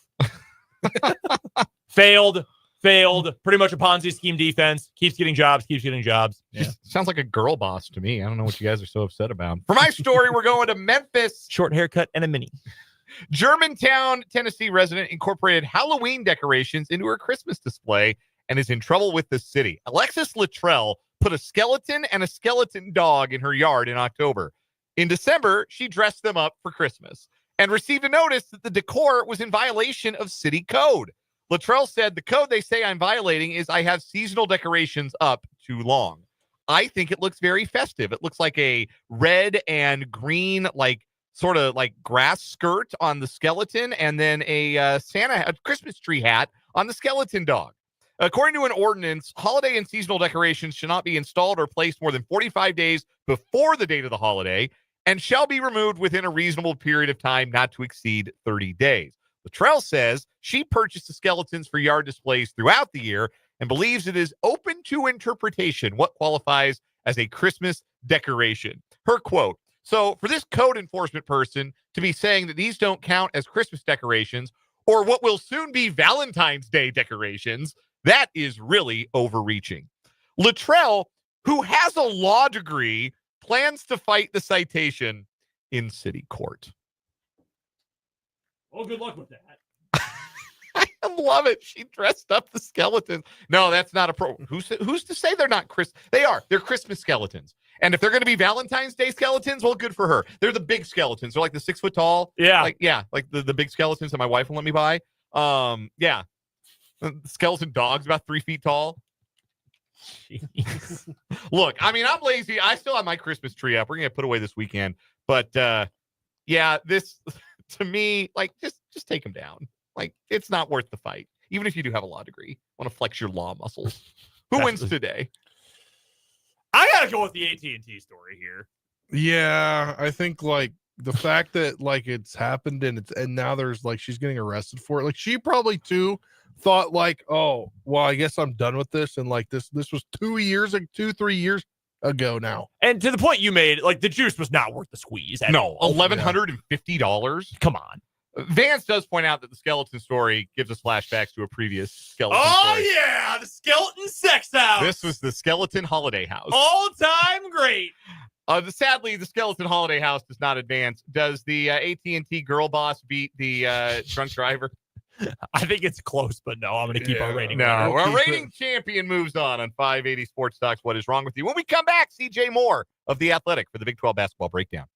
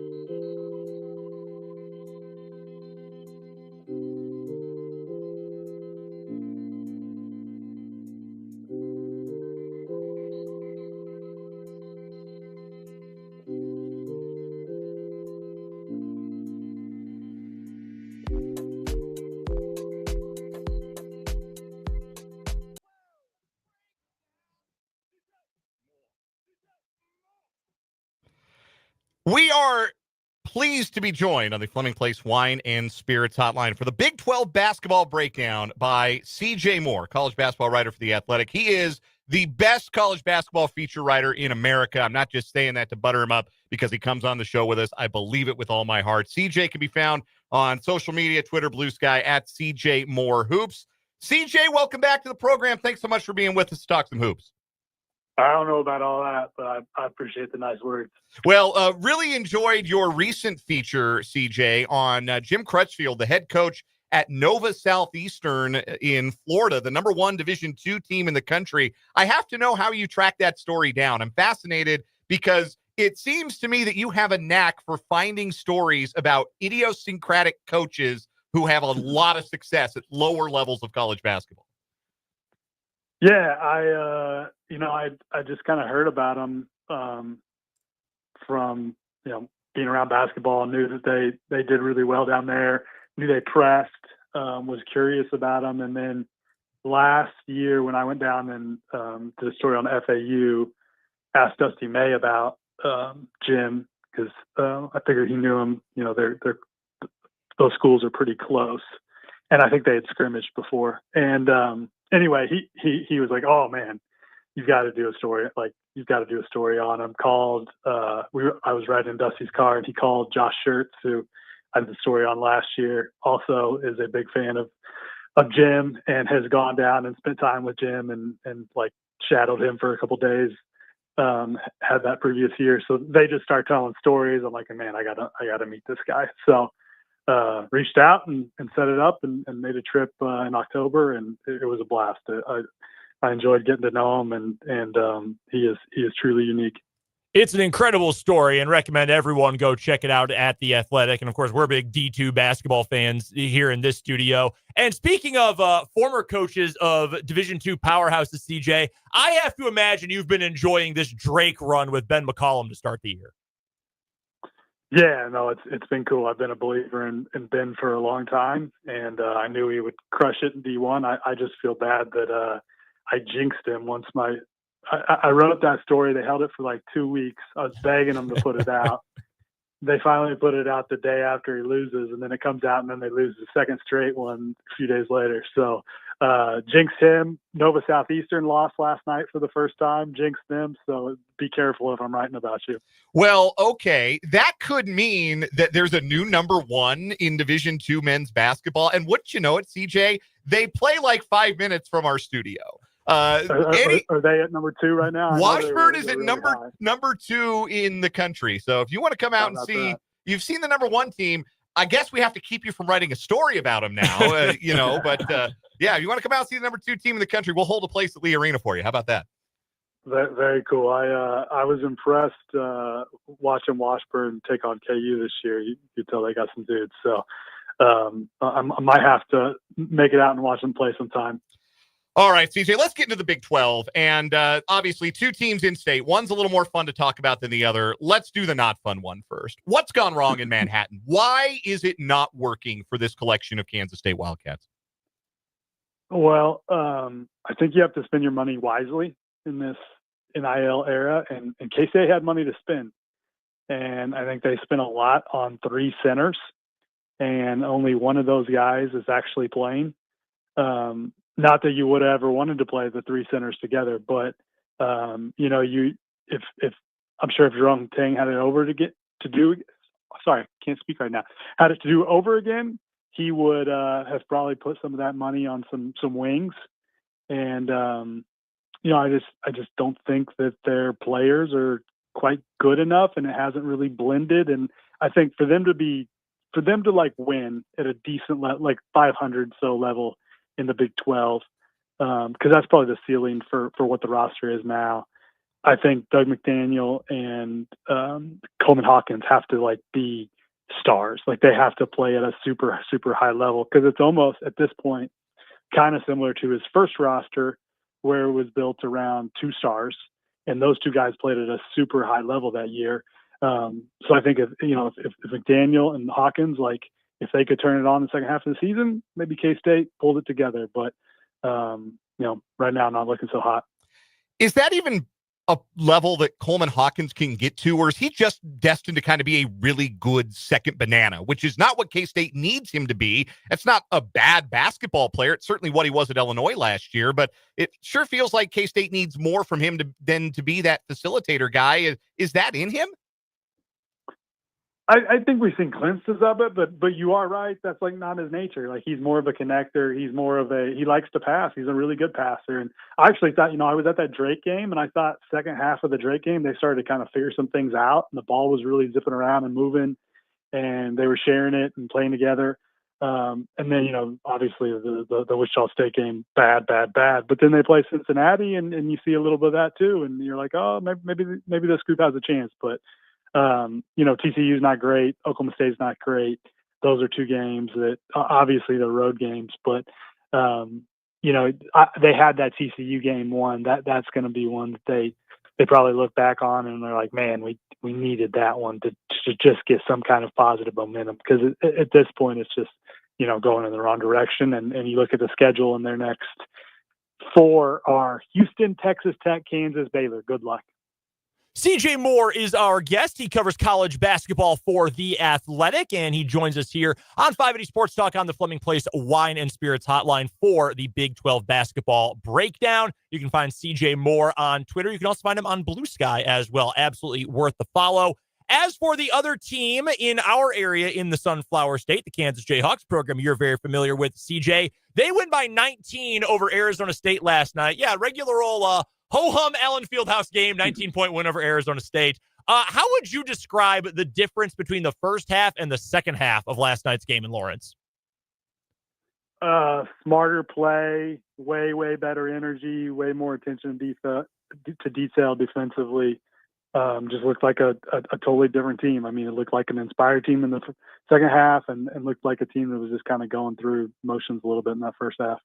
How much can Shaq Moore, and I think a lot of these guys who have not quite gotten it going so far this year, AJ Storrs had some tough games, Rylan Griffin starting to come along, but Shaq Moore in particular, coming back from that foot injury early in the year, it feels like he has taken to this program in the last couple games like a fish to water. How high can the ceiling get with Shaq Moore playing at that kind of level? And I mean, Bill Self last night said he would have been the MVP of that game if he had a pick. Yeah, I mean, I think he helps. I think that it's obvious that Bill Self likes intelligent guys that play really hard, and I think Shaq Moore kind of has an idea of who he is, and he's a pretty good post feeder. He plays great defense, but I will tell you that one issue with him is he's not a great shooter, and it's just going to be I think they are going to have some games where that shooting's an issue because now they have another non-shooter out there. So that's a little bit concerning. I mean, he's made some threes in his career, but never at a high, never made a lot of them in one season. So he's kind of he'll shoot it almost like go on, but that's not what he prefers to do. So I don't know that like the ceiling is really elevated that much. It's just, I think maybe they can be a little bit more consistent because on the defensive end, he's not going to make mistakes. He's going to play hard. And then offensively, he's most of the time going to, make the smart play. Is it going to happen for AJ Storr? I mean, we know he is a very talented offensive player, maybe not a perfect fit for the kind of player Bill Self is generally looking for. Totally understand why KU wanted a player like that. But as we sit here on January 9th, as the rotation's only going to get tighter and tighter as the year goes on, do you think it's going to happen for AJ Storr at KU that he's going to be a key part of this team? If I were to be honest, probably not. I think he was a bad fit. I think he was not a guy they probably should have gone after. He just doesn't fit how Self likes to play. But there have been guys that have been in his doghouse before. Kelly Oubre, for instance, didn't play a lot, the first couple months of his freshman season and then was really impactful late. Maybe Storr eventually works his way out of that doghouse and, has some kind of role. But I think when he's out there, you can just see he's in his head. He's overthinking. He's kind of scared to make a mistake, and that's a really hard way to play. And it's just not been the ideal fit for player or program. A couple more questions for CJ Moore of The Athletic, joining us on the Fleming Place Wine and Spirits hotline for the Big 12 basketball breakdown here on 580 Sports Talk. Which Big 12 team, CJ, has been the most pleasant surprise to you as far as you put their games on and you watch them play and think, this is fitting together a lot better or improving at a faster rate than I would have expected. This is going to be a more competitive team than I anticipated. I mean, I think the best answer for that was probably West Virginia. The fact that the Mountaineers are 2-1 in Big 12 play and 11-3 and have some pretty good wins. Beat Gonzaga. Now I think they're in a little bit of trouble because I don't know how sustainable it is without Tucker DeVries, and I'm not sure that he's going to get back out there. But as far as like a coach just getting absolutely everything out of his group, I would say Darren DeVries has been that guy. How about, and let's remove K-State from the equation because we've already talked about them, but do you look at a program in the Big 12 that is not K-State so far and think, man, it should be better than this. They should be getting better results with the talent they have on hand? Yeah, Cincinnati for sure. You would have said Arizona a couple of weeks ago, but I think Arizona's starting to trend in the right direction. But Cincinnati and Texas Tech were the two teams that I was high on coming into the season. And I think Texas Tech might be getting it going a little bit, starting to turn a corner, but Cincinnati has been really disappointing, especially the last month or so. I just thought that was a team that was going to be consistently a top 25 team all year, and they haven't played to that. Texas Tech is 7th in offensive rating in the Ken Palm numbers as of today's action. That's we think about Grant McCaslin, we think about defense, we think about kind of a slow tempo, and they have not upped their tempo really from his North Texas days. But why have they been able to be so efficient offensively in their 11-3 start? Well, one, they haven't played the greatest teams, and that has helped. And then, two, they brought in. Sorry, my wife keeps calling me, and my brain is. Been there, CJ. Been there. He brought in Jeff Linder to be his assistant coach and run his offense this year. And I think that has definitely been fruitful. Jeff's a guy I've written about in the past. He had a really good Wyoming team a couple of years ago. Jeff was his assistant when he was a JUCO coach. And, so they're a guy that he's in the Ben McCollum kind of tree, coached at Emporia State. Not for Ben, but coached at Emporia State as an assistant right before Ben. So they're really good friends. And I think Jeff's helped him. And then also, they've got guys that just do a good job scoring the basketball. Darian Williams has taken a step. Toppin, the transfer they got from New Mexico, has been really, really good. And then they put shooting around it. And so, yeah, I think that's it. But part of it has been a little bit schedule. Like they've put up a ton of points against some crummy teams. All right, CJ, we'll get you out of here on this one. It's just peak sports talk radio question. But Dan and I disagreed about it yesterday, so I'm curious your take. Right now, who would you say is the best team in college basketball? Auburn. That was Brendan's nod. I nodded Duke. I went in the Duke direction. You could make that argument. I mean, Duke beat them head to head. Duke has actually passed them in Ken Palm. If you look at it right now, I've got it pulled up. They're tied. They have the same net rating. Wow. Ken Palm, Wow. which is just insane, and it's plus 36.68, which is just a huge number.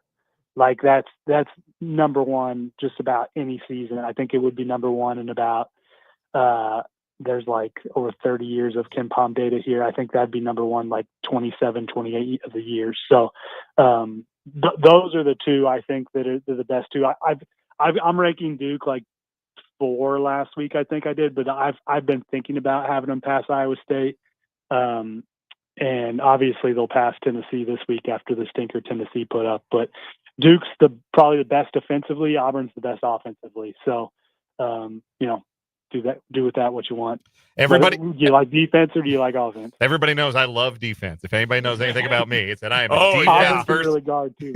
Auburn's really guard too. CJ Moore of The Athletic will join us throughout the Big 12 basketball season for the Big 12 basketball breakdown. He is the best college basketball feature writer in America at The Athletic. Follow him on social at CJ Moore Hoops. CJ, always a good time chatting with you. We look forward to doing it again next week. Thanks, guys. Take care. That is CJ Moore. We'll take a timeout, come back, wrap up this hour, 580 Sports Talk after this.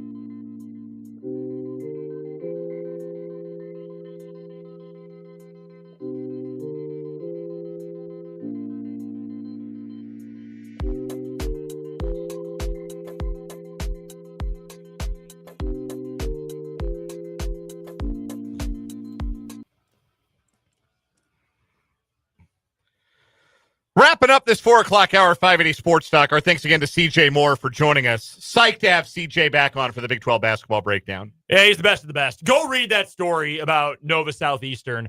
I was busy calling the Washburn games last night and then decompressing when I got home. I missed that Nova Southeastern lost. They now have a loss. Washburn, number 2 in the nation, folks, remains undefeated. When are you supposed to last time Washburn was number 1 in the country is? Gene Castle, you listening? Gene, text us. Gene, I need a text. Yeah. Gene, get in the live chat. 785-272-9429. Text the show.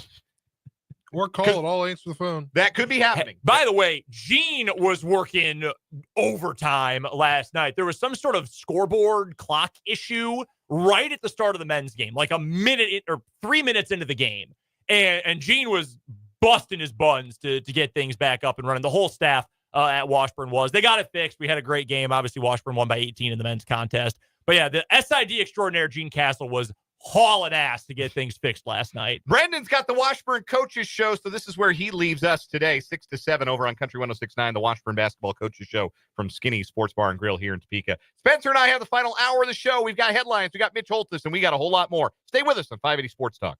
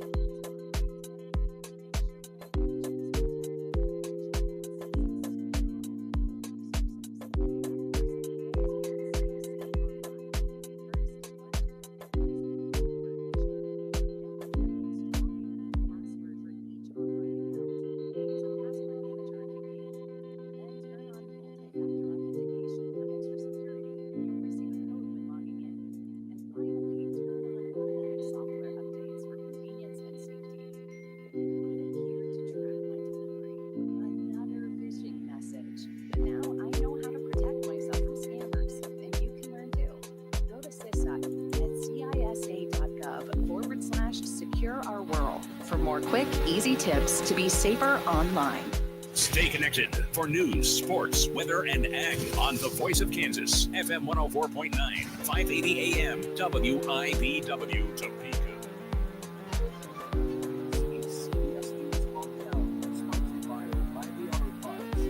I'm Michael Wallace. President Biden says he has told California's governor to spare no expense to contain the wildfires that are still burning out of control in the Los Angeles area. Today I'm announcing that the government is covering 100% of the cost of 180 days. It's going to pay for things like free temporary shelter, first responder salary, all of this city measures to protect life and property. At least 5 people have been killed. Crews are searching the rubble for any more victims. CBS's Chris Van Cleve is covering the fire in Altadena. The police have got down noticeably. The firefighters have been able to go basically block by block, checking all of this destruction for hotspots. They want to knock that down before the winds kick up tonight, because there can be embers that are embedded sitting under the debris. Those will try to fight. 1,300 homes and businesses have been destroyed. FEMA estimates it may take a year for renewal. Former President Jimmy Carter has returned home to Plains, Georgia for the final time. Service for Carter is underway at a church in Plains before he's buried on his family's property. At his state funeral in Washington earlier, Ted Mondale, son of Carter's vice president, addressed the service. Carter was farsighted. He put aside his short-term political interests to tackle challenges that demanded sacrifice, to protect our kids and grandkids from future harm. All 5 living presidents attended today's funeral. Venezuela's opposition movement says its leader, Maria Machado, is now free after she was detained amid gunshots while leading a protest in Caracas.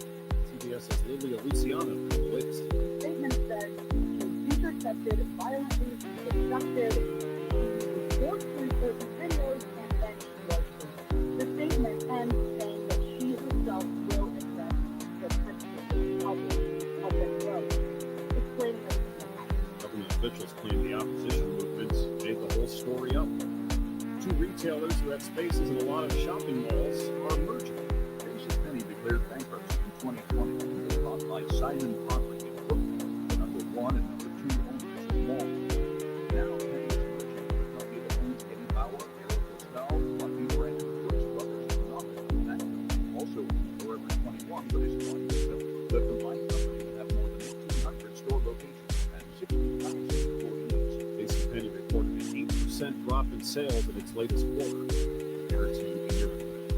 One more note on Los Angeles: all schools are closed. This is CBS News. Think O'Reilly Auto Parts for all your car care needs. Get the parts and service you need fast from the professional parts people at O'Reilly Auto Parts.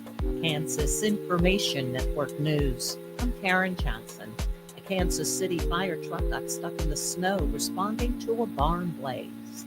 Brandon Dixon reports. The massive fire happened Wednesday morning at a barn in the area of South 82nd Street and Speaker Road. Road conditions were poor during recent snowfall.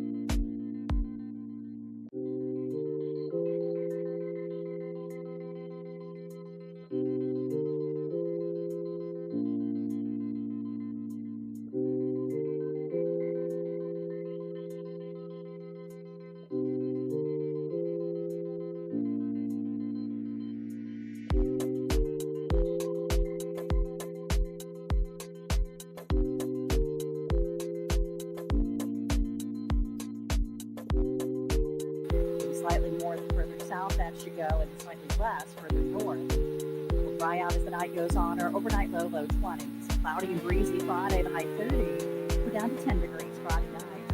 Seeing some sunshine coming our way for Saturday, the night for Sunday to weekend highs low 30s. I'm meteorologist Jean-René Ramon from the Capital Federal Weather Center. The Voice of Kansas, online at 580wibw.com.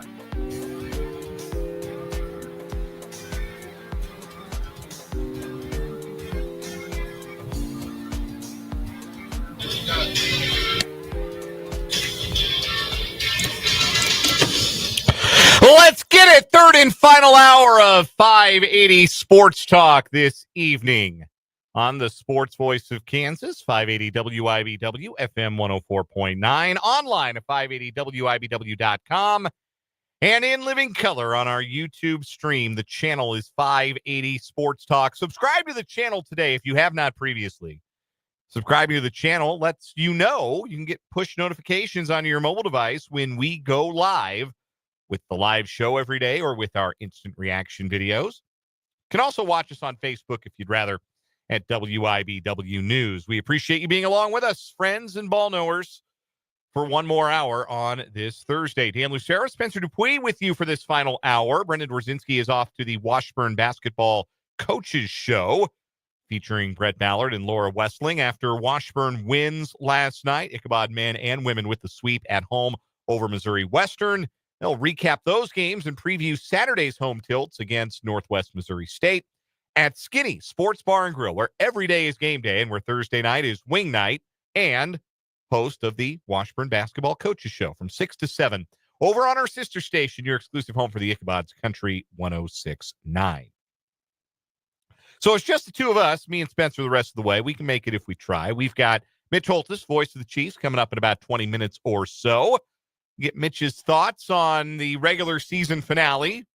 Not that there's, again, much to say about the Chiefs' performance in that one, but we'll look ahead to the postseason and kind of look back on what this regular season has been and maybe take a bit of a 1,000-foot view of a 15-2 regular season. That is the most regular season wins for a Chiefs team in the Andy Reid / Patrick Mahomes era.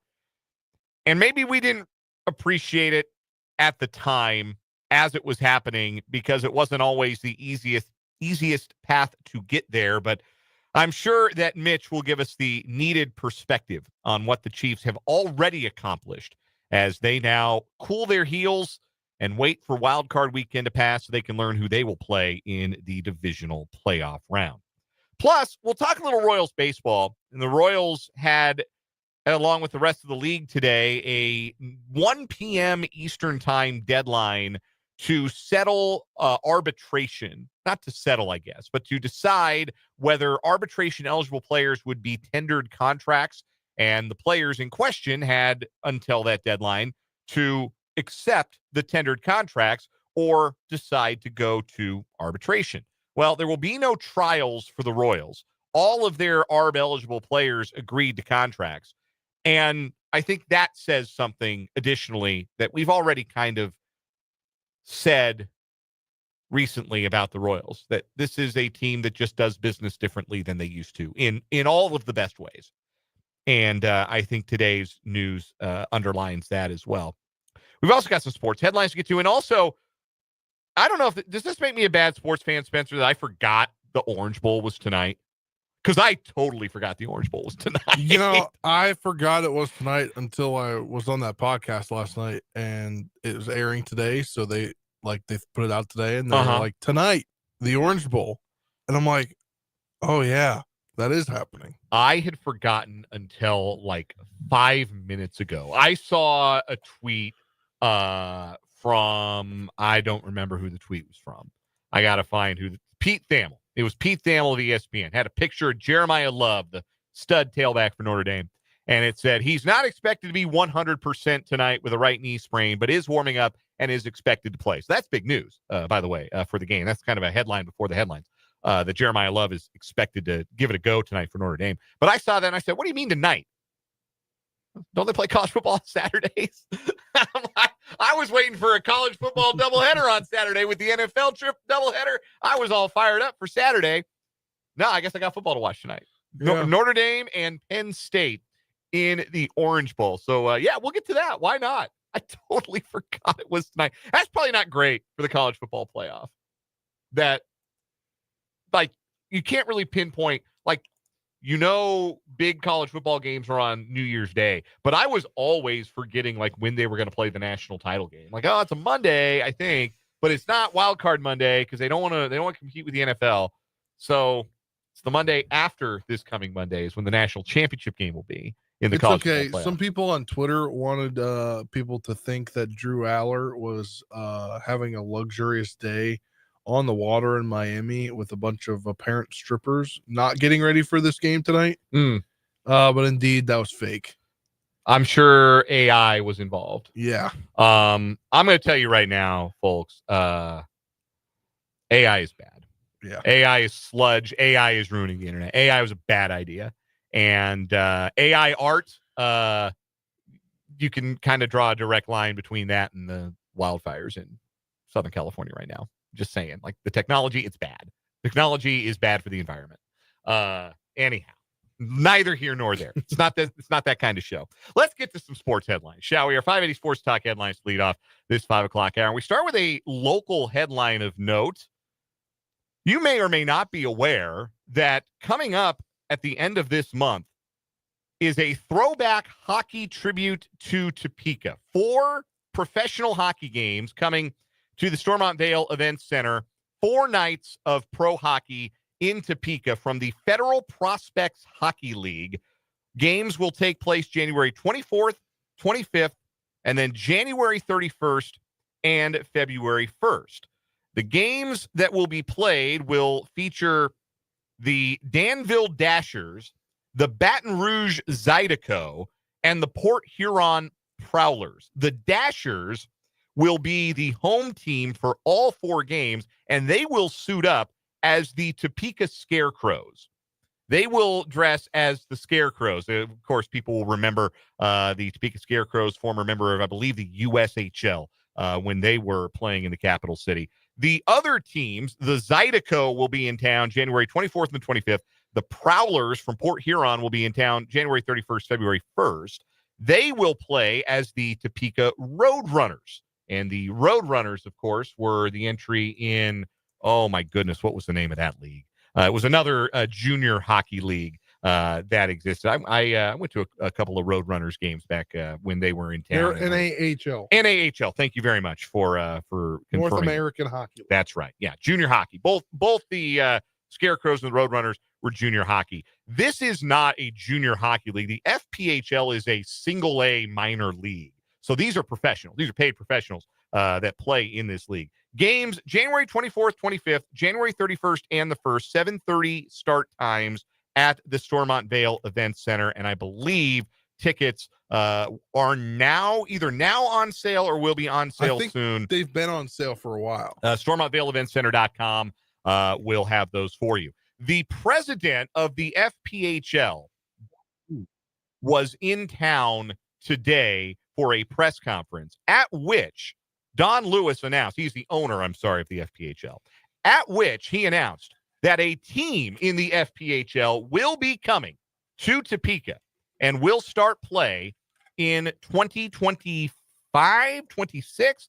Looking for the full details on this, but a team is coming to Topeka and will be a part of the FPHL. If you are interested, the FPHL features teams in Wytheville, Virginia, the Blue Ridge Bobcats, the Carolina Thunderbirds in Winston-Salem, the Louisiana Moccasins, Monroe Moccasins of Monroe, Louisiana, the Columbus River Dragons in Columbus, Georgia, the Athens Rock Lobsters. What an awesome name. It's a cool logo, too. The Lobsters got like a cutoff denim shirt, and he's playing a guitar that's also a hockey stick. Man, I got to get some Rock Lobsters merch. They play in Athens, Georgia. The Mississippi Seawolves in Biloxi, and the Baton Rouge Zydeco, who we already mentioned. That's the Continental Division.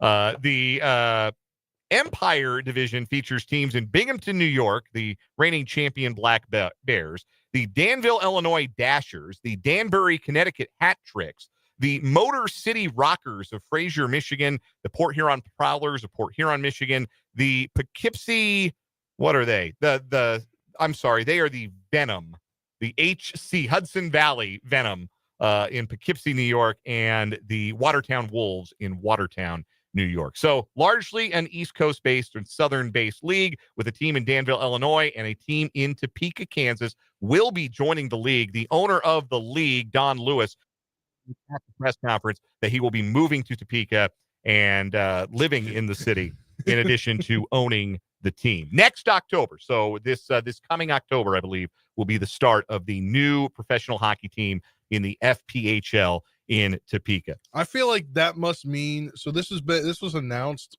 in 2024 at some point. So I remember doing sports stories on it.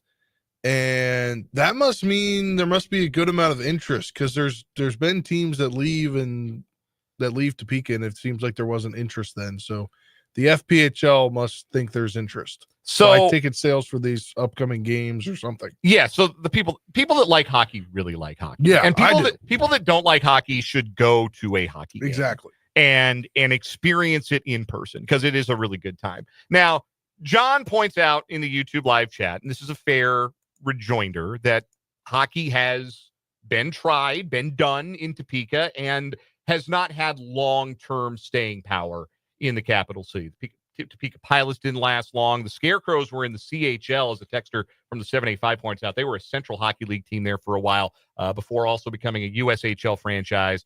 The franchise, the Roadrunners, in the NAHL as well. They've had teams, and those teams, unfortunately, haven't had the longest. But clearly, this league sees growth potential in Topeka, and I have to believe, because they had announced this event was coming some time ago. They had announced that these games were coming to Topeka, featuring 4 teams with no connection to the capital city. And the reception for it must have been positive enough that the league started to move forward with the idea of bringing a team to town, because I don't think the owner of the league would have said, yeah, let's put down some roots and put some stakes up here in Topeka, Kansas, if there wasn't some real interest. It looks like it was announced back in June 12th. So okay, back in June. Thank you for that. So for me, from what I can tell you, is that minor league sports, regardless of hockey, basketball, baseball, minor league sports work anywhere if it is well promoted, if it's tied to the community, and if people feel the ownership of it within the community. So I think done right, any minor league sport can succeed anywhere, and that includes hockey, and that includes in Topeka, Kansas. So I'll be rooting for it. I love in-person hockey. One of my first dates with my now wife was to a Topeka Pilots game. So, I'm all in on professional hockey in Topeka. I'm excited about this. So what you're telling me is that one of Asher's first sporting events is where he sees a live game is going to be potentially very possible. The Topeka Your Name Hears in the FPHL. If they get a name that team contest, I'm going to enter. I got to think of something, obviously. Yeah. And for the texter from the 913 who asks, we don't have any line on tickets yet, but stay tuned. Keep your ears tuned to the stereo, and maybe we do. Maybe we will wind up with some tickets for you to maybe give away for this event coming to the Stormont Vale Event Center. Anyway, that's a very local first headline of the day. Spencer, want to take us through some more NFL coaching news? Yes. We talked yesterday that Steve Spagnuolo was getting an interview request for the Jets and the Raiders. He's now getting a request with the Jags, and Matt, I don't know if we reported this yesterday, Matt Nagy had an interview with the Jets yesterday. The Bears have completed an interview with Pete Carroll. Aaron Glenn has turned down a Patriots interview. And I believe you guys mentioned this earlier in the show. Tom Telesco was fired today by the Raiders, which is very odd timing, because why wouldn't you just make the whole fell swoop move at one time? Because you don't have a plan. Yeah. That's the answer to that question. Because you're the Raiders and you don't have a plan. Easy answer to that question. Aaron Glenn turning down the Patriots interview says one of two things to me. And I think either of them could be true, and they could both be true in equal measure. Number one, solidarity with Gerard Mayo. I just saw how you treated the last guy. I don't want to get done like that. Yeah. Number two, it's pretty obvious they want to hire Mike Vrabel. And so why go through the dog and pony show if it's already really obvious who the Patriots want to hire? Especially while you're trying to make a Super Bowl run. The Bears interviewing Pete Carroll is so fascinating. I just saw this pop up in the last hour or two. So we were talking in the first hour about Mike Tomlin with the Steelers and maybe being in the same place that Pete Carroll ended up in Seattle, where it just wasn't ever going to be good enough to compete at the highest level again with Pete Carroll. It was too outmoded. He wasn't hiring good enough staff, like coordinators. The returns were starting to diminish. It was never bad. Like, the Seahawks were never going to be bad as long as Pete Carroll was their head coach. They were never bad. They were always some version of good. And when they were great, they were historically great. They had a 4-year run as good as any franchise in the NFL in the last 25 years. The fact that it only ended in one championship is, well, I need to see a therapist about that. But that's a whole other conversation. But I think if you're an organization like the Bears, there's something very appealing about a coach who, okay, maybe this coach has, like, maybe the last organization moved on from this coach because he wasn't at a Super Bowl standard, but we've just got to get to the standard where let's get to the point where 10-7 and the playoffs is what we can expect, because that's a hell of a lot better than what Bears football has been, again, for the better part of the last 20, really for the better part of the last 100 years.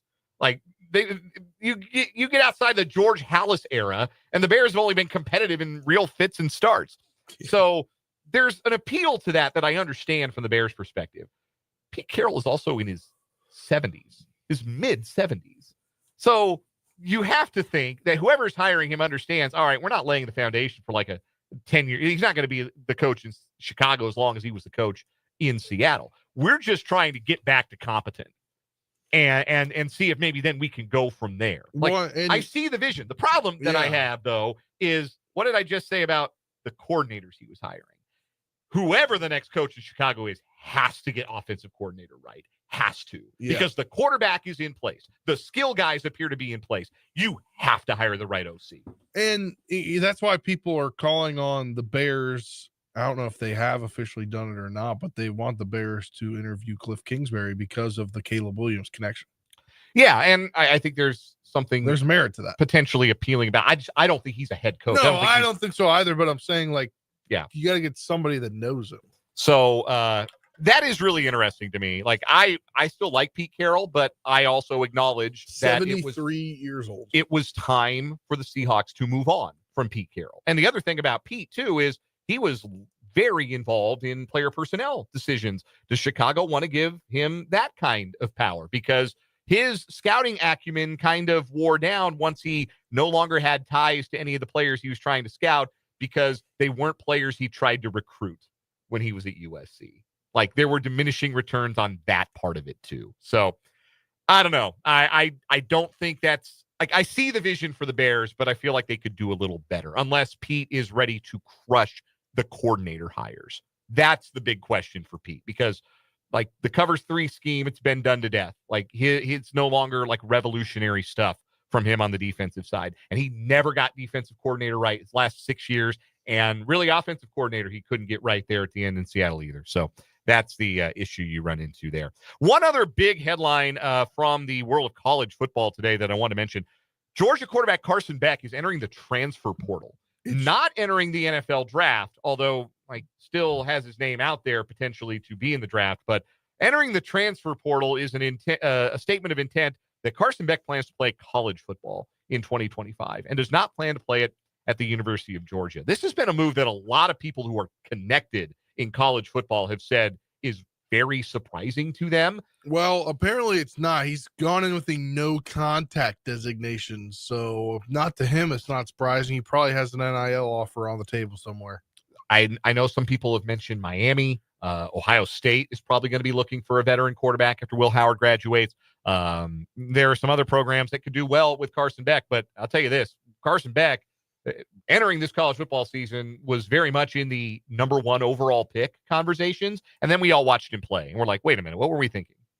Why was this player ever in those particular discussions? Yeah. So Carson Beck into the transfer portal and likely playing college football in 2025. We'll take a quick time out here on 580 Sports Talk as we wrap up our sports headlines. When we come back, the voice of the Chiefs, Mitch Holthus, joins us on 580 WIBW.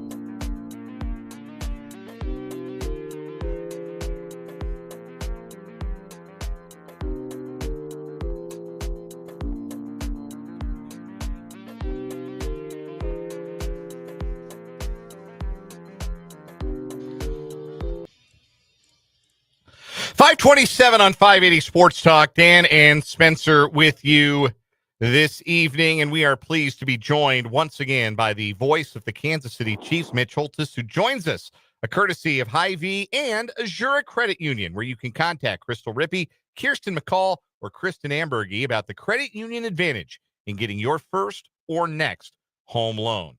Well, Mitch, the regular season is in the books, and there's not a great deal to say about the Chiefs' regular season finale loss at Denver.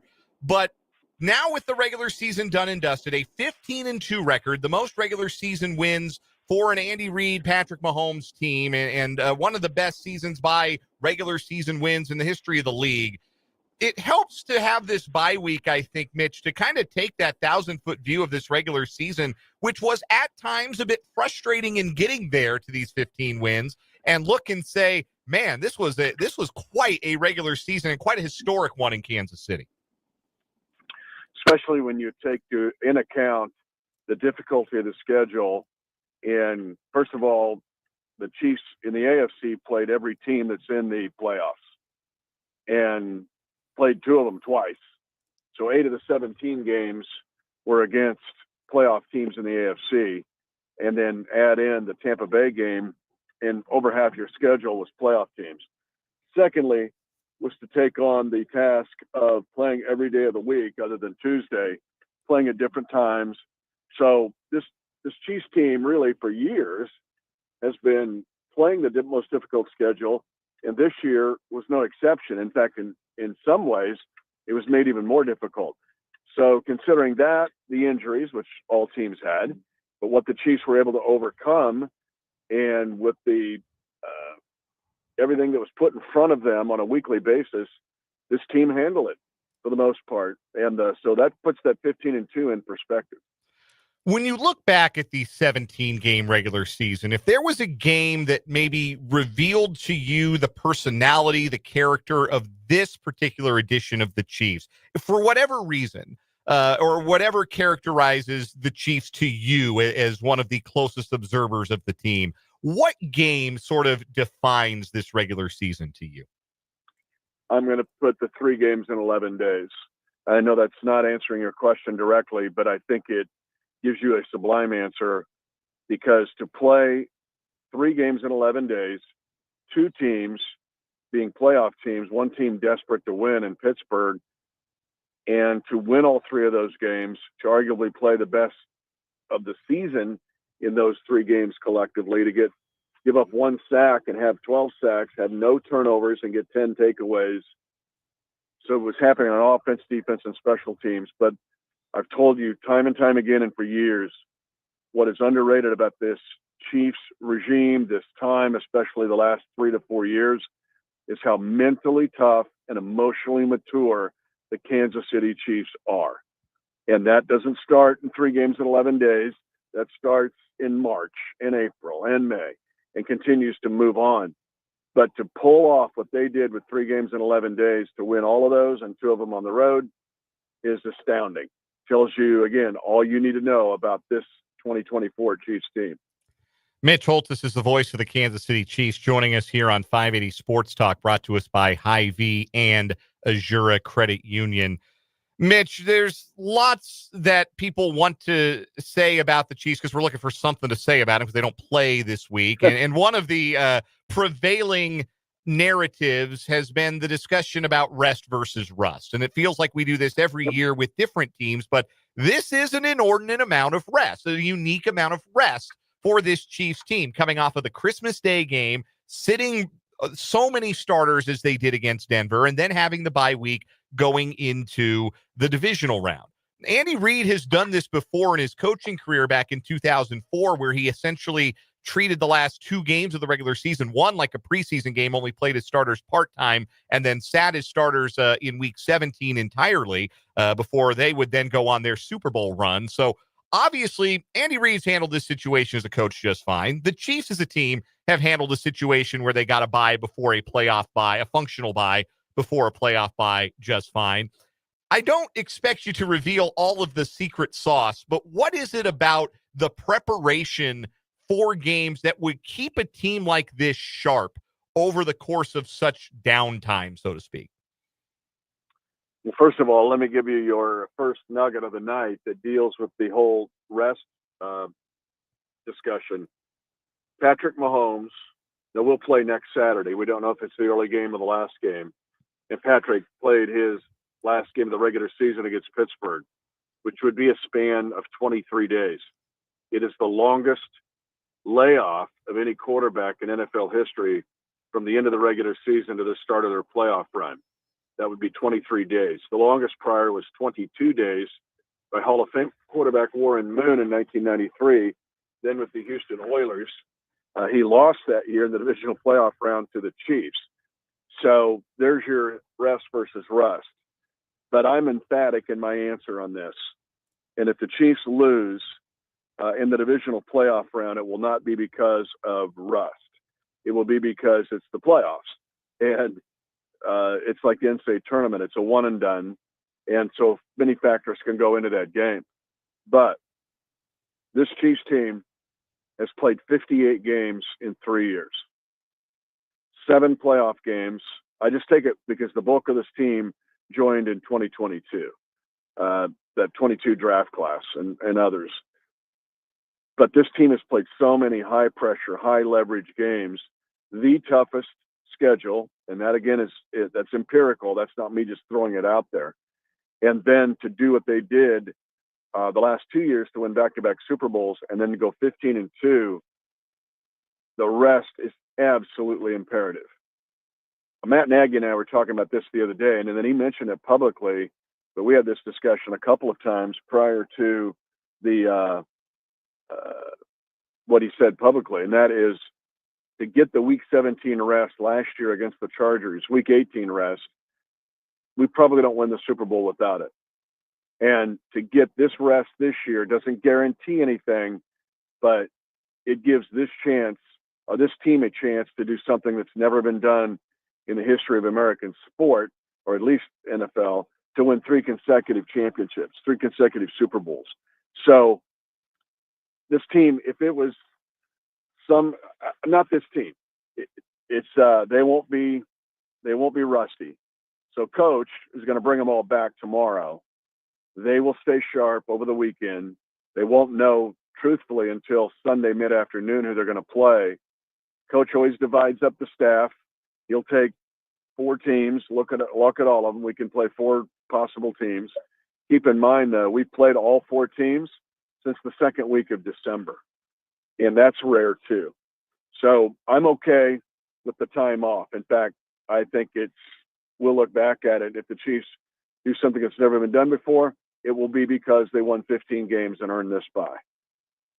We're joined by Mitch Holthus, voice of the Chiefs here, courtesy of Hy-Vee and Azure Credit Union. And Mitch, not that it would be a distraction, but why this year do you think that the Chiefs coordinators are getting some attention for head coaching jobs rather than the last few years, specifically Spags with his amazing defenses the last few years that they're still great this year, but it wasn't as good as it was in the years prior? I think teams are frustrated and exhausted in hiring bad coaches.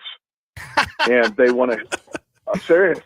I mean, I think they're finally like looking past whatever jealousy or whatever and go, oh my gosh, look what Matt Nagy did in Chicago. He was called a buffoon and he went to the playoffs 2 out of 4 years, and he's going to advance if they don't have the doink kick by Cody Starkey go off. And then in the case of Spags, they're going and seeing him now being put on the center stage of like, well, maybe he wasn't a complete idiot when he went 2-14 with the Rams in 2014, that maybe he can coach. The other thing in this coaching deal that's no one talks about, you guys can do a whole show on this because the colleges are involved in this, and that is the role of the broker. Everything's brokered now in sports, meaning agents influence the so-called insiders that write on the league, the Ian Rappaports and the Jay Glazers will tie into an agent. So an agent can kind of manipulate the message by somehow kowtowing to these writers and back and forth.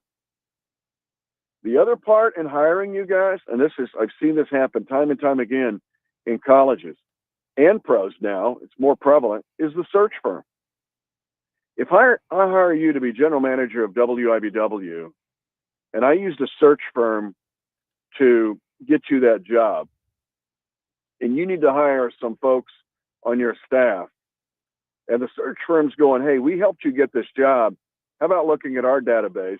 And we helped you get the job. You can give us a little bit of money back by hiring a candidate from our database. If you guys think that's ridiculous, do you realize that happens now almost all the time?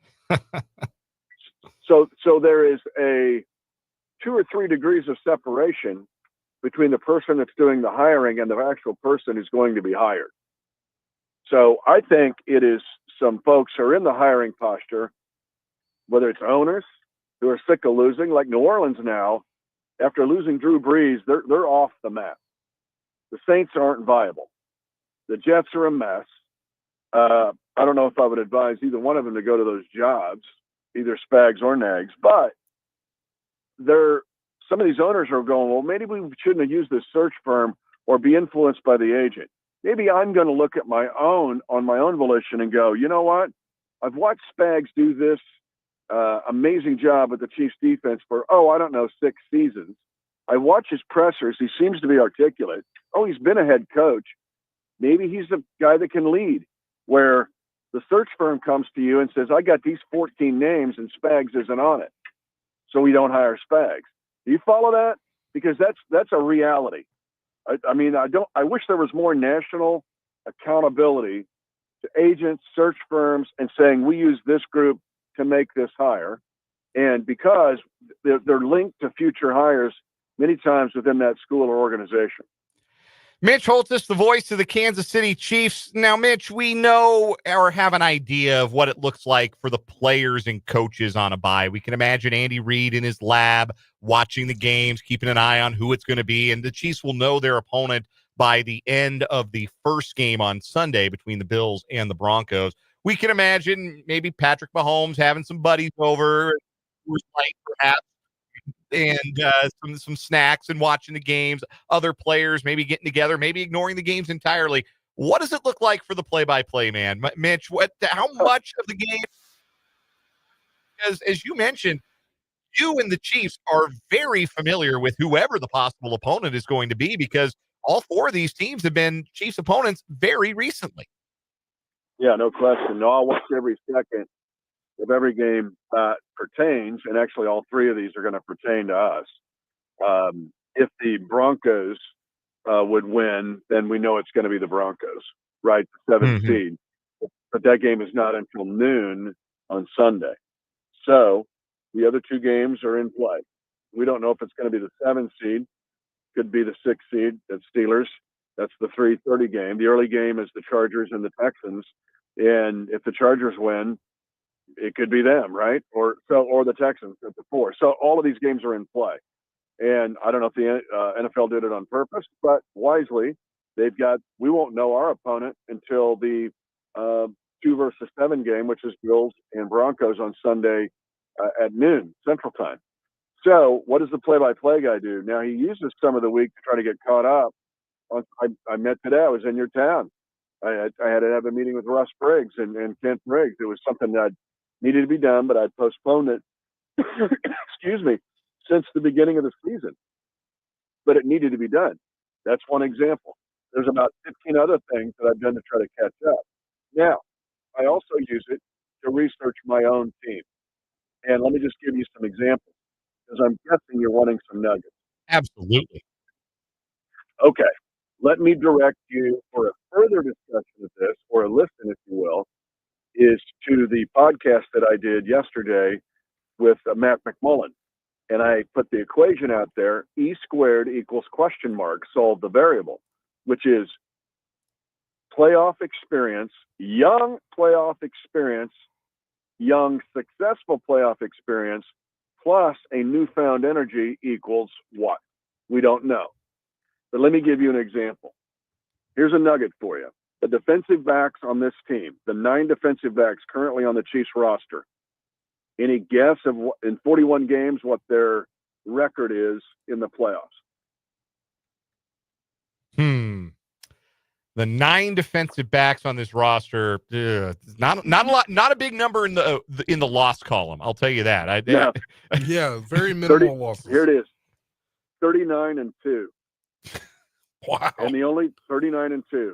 The DBs have won 39 playoff games and lost 2 collectively. The only 2, Justin Reed, and they were both with Houston. Yeah. And one of the two was to Kansas City, the 51-31 game where the Chiefs were down 24-7. Here's another one. The offensive line, 44-6. And of the 6, 3 were Joe Tooney's with New England. Yeah. And 1 was Juwan Taylor's with Jacksonville. 2, the Kansas City Chiefs. Yeah. So the linebackers, 21-3. One of those, Drew Tranquil with the Chargers. Another one, Joshua Uche with the New England Patriots. The linebacker core has 1 loss. That's the Chiefs, and that's Nick Bolton. He's 9-1. And then we know the oft-quoted record of Patrick Mahomes at 15-3, but let's go a little bit further here. The fact that he has the best QBR in NFL history in the playoffs at 105.8. Oh, McCole Hardman. We seem to forget about McCole Hardman, who's 12-2 in the playoffs. Now, is he going to be healthy? Will he be active? Remains to be seen. But in his playoff history, he has catches of 42, 41, and 44 yards. He has the famous 58-yard kickoff return down 24-7 to the Texans. We forget about a 50-yard run against Pittsburgh. And, of course, the game-winning catch in Super Bowl 58. Oh, let's see. Kelsey, the most catches of any pass catcher, not tight end, anybody in NFL history in the playoffs with 165 catches. Now, that's all of this playoff success. The Chiefs will take in, by far, the most playoff success as a team into this tournament. The second piece, and this is what I spend my time on when you're going, what are you doing this week? You don't know how you're going to play. I look at my own team. I do a complete audit of my own team in the playoffs, pertaining to the playoffs. And here's the energy. E squared equals what? The unsolved variable, which we won't know until it's played out. DeAndre Hopkins, in 13 seasons, is 2-4 in the playoffs. Both are wild card wins. DeAndre Hopkins has never won in the divisional playoff round. Hollywood Brown, 6th season, 1 win, wild card, never won in the divisional playoff round. Kareem Hunt, remember he was dismissed from the team before all of our stuff started. 1 playoff win, never won in the divisional playoff round. And next week's game is a divisional playoff game. On this roster, you guys, there are 290 playoff wins. And yet, 2 of the guys that helped get us there have never been on the soil of a team that won a divisional playoff game. To me, that gives this team some additional energy to go with their winning playoff experience. That's how you spend your time when you're on a so-called playoff bye week. 290 playoff wins for the roster. Let's see. If we count the inactives, let's hope that goes up to 343 in a couple of weeks and beyond. Absolutely. That is Mitch Holthus, the voice of the Kansas City Chiefs. Again, he joins us every Thursday during the season, thanks to Hy-Vee and Azura Credit Union. Mitch, it's always a pleasure. We'll talk to you next week. Another one as we close. Last year's team that won back-to-back, 6,944 days since the last back-to-back, the youngest ever team to win a back-to-back Super Bowl. That team's going into this year's playoffs. Love it. Love the bonus nugget. Thanks, Mitch. We'll talk to you next week. See you, boys. That is Mitch Holthus. We'll take a timeout, come back with more 580 Sports Talk next.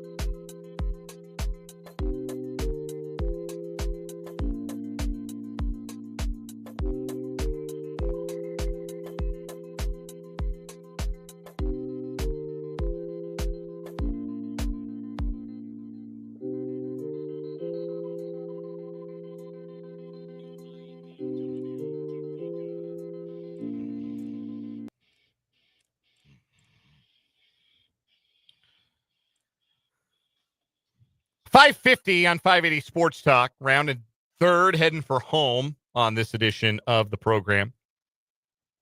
Had a quick Royals thought I wanted to get in real quick because today was the arbitration deadline across Major League Baseball. Players that are arbitration eligible, typically players between 3 and 5 years of service time, so just before free agency, are either tendered contracts or they are not tendered contracts, and they can accept the terms of the contract or they can go to arbitration. So that was the deadline today for teams and players across the league. The Royals had 6 arbitration-eligible players today. All of them agreed to their contracts. Hunter Harvey, $3.7 million. Chris Bubich, $3 million. MJ Melendez, $2.65 million. John Schreiber, $2.3 million. Kyle Isbell, $1.75 million. Carlos Hernandez, $1.16 million. I point this out because this is the second consecutive year that the Royals have not gone to an arbitration hearing with one of their players. The Royals were infamous for being a file and trial organization. That's the slang term for teams that will say, this is the offer, take it or leave it. There's no wiggle room. There's no negotiating. This is what we think you're worth. This is what we're willing to pay you. If you don't accept it, we'll just go to trial. And we're not going to negotiate. You take it or you leave it. The fact that that has not happened for 2 straight years with J.J. Piccolo as the general manager, once again, evidence that this Royals front office, this Royals organization operates differently. That the days of what we saw post-championship and what it became prior to the start of J.J. Piccolo running the show, that's over. That's not who the Royals are anymore. That's not how they do business. And the more evidence you see of that and the more that the evidence mounts, the more excited you can get about where this organization is going. They may not be all the way there yet, but you can see that they're going in the right direction. And for the record, I think those are pretty fair value contracts for all 6 of those guys. And I would expect all 6 of them, yes, even Carlos Hernandez, to maybe help the Royals in 2025. Look, Carlos Hernandez throws 100 miles an hour. You don't give up on an arm that good. I'm still holding my Carlos Hernandez and my MJ Melendez stock rather famously, or maybe infamously, I guess, depending on how you might feel about how I feel about MJ Melendez. Who you got tonight? Penn State, Notre Dame. Ooh, I got Penn State. So the line has swung in Penn State's favor. There was a report that a bunch of the guys on the Notre Dame team were sick. And then there was a second report that said, oh, it's all backups and special teamers. Like, wow, how lucky that the virus skipped all of the good players and only affected backups and special teamers. I'm sure that's how viruses work. But there's enough consternation about that for me, and enough worry about Jeremiah Love and what he can do for Notre Dame. I feel like Penn State has more offensive playmakers and should win. I just still can't trust James Franklin in a big game. Not that Marcus Freeman has a whole bushel of big game wins, but I just don't know that I can trust James Franklin. I think they're going to get too conservative, and that's going to eat into their advantage when it comes to having those big play guys. So my lean is still with the Irish, but I think it's going to be a good one tonight in the Orange Bowl. We'll take a quick timeout, come back with a final word on 580 Sports Talk after this.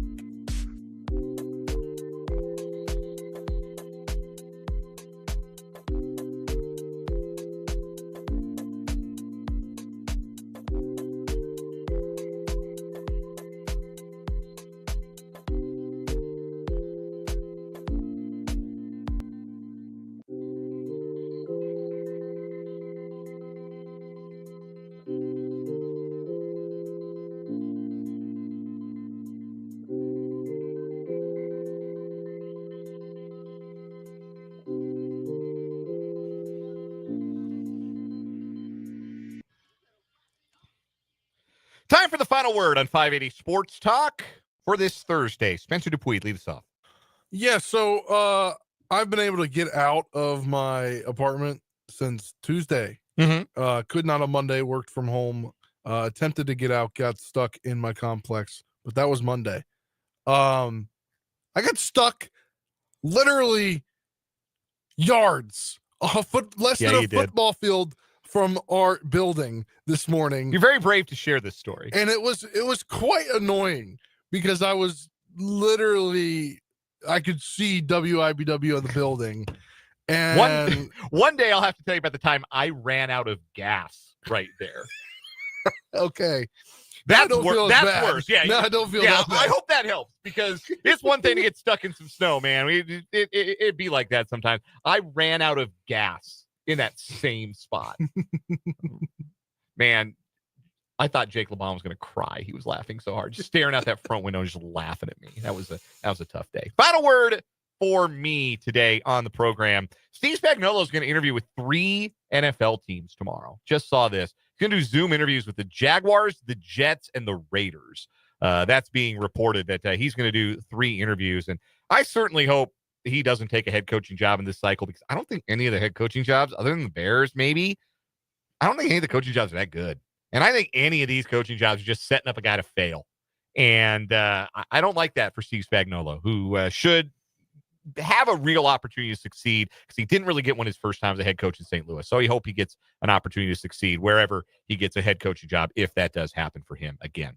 That's going to do it for us. Washburn Basketball Coaches Show on Country 106.9 starting top of the hour. We'll be back tomorrow from 3 until 6. For Brendan and Spencer, I'm Dan. This was 580 Sports Talk. Good night.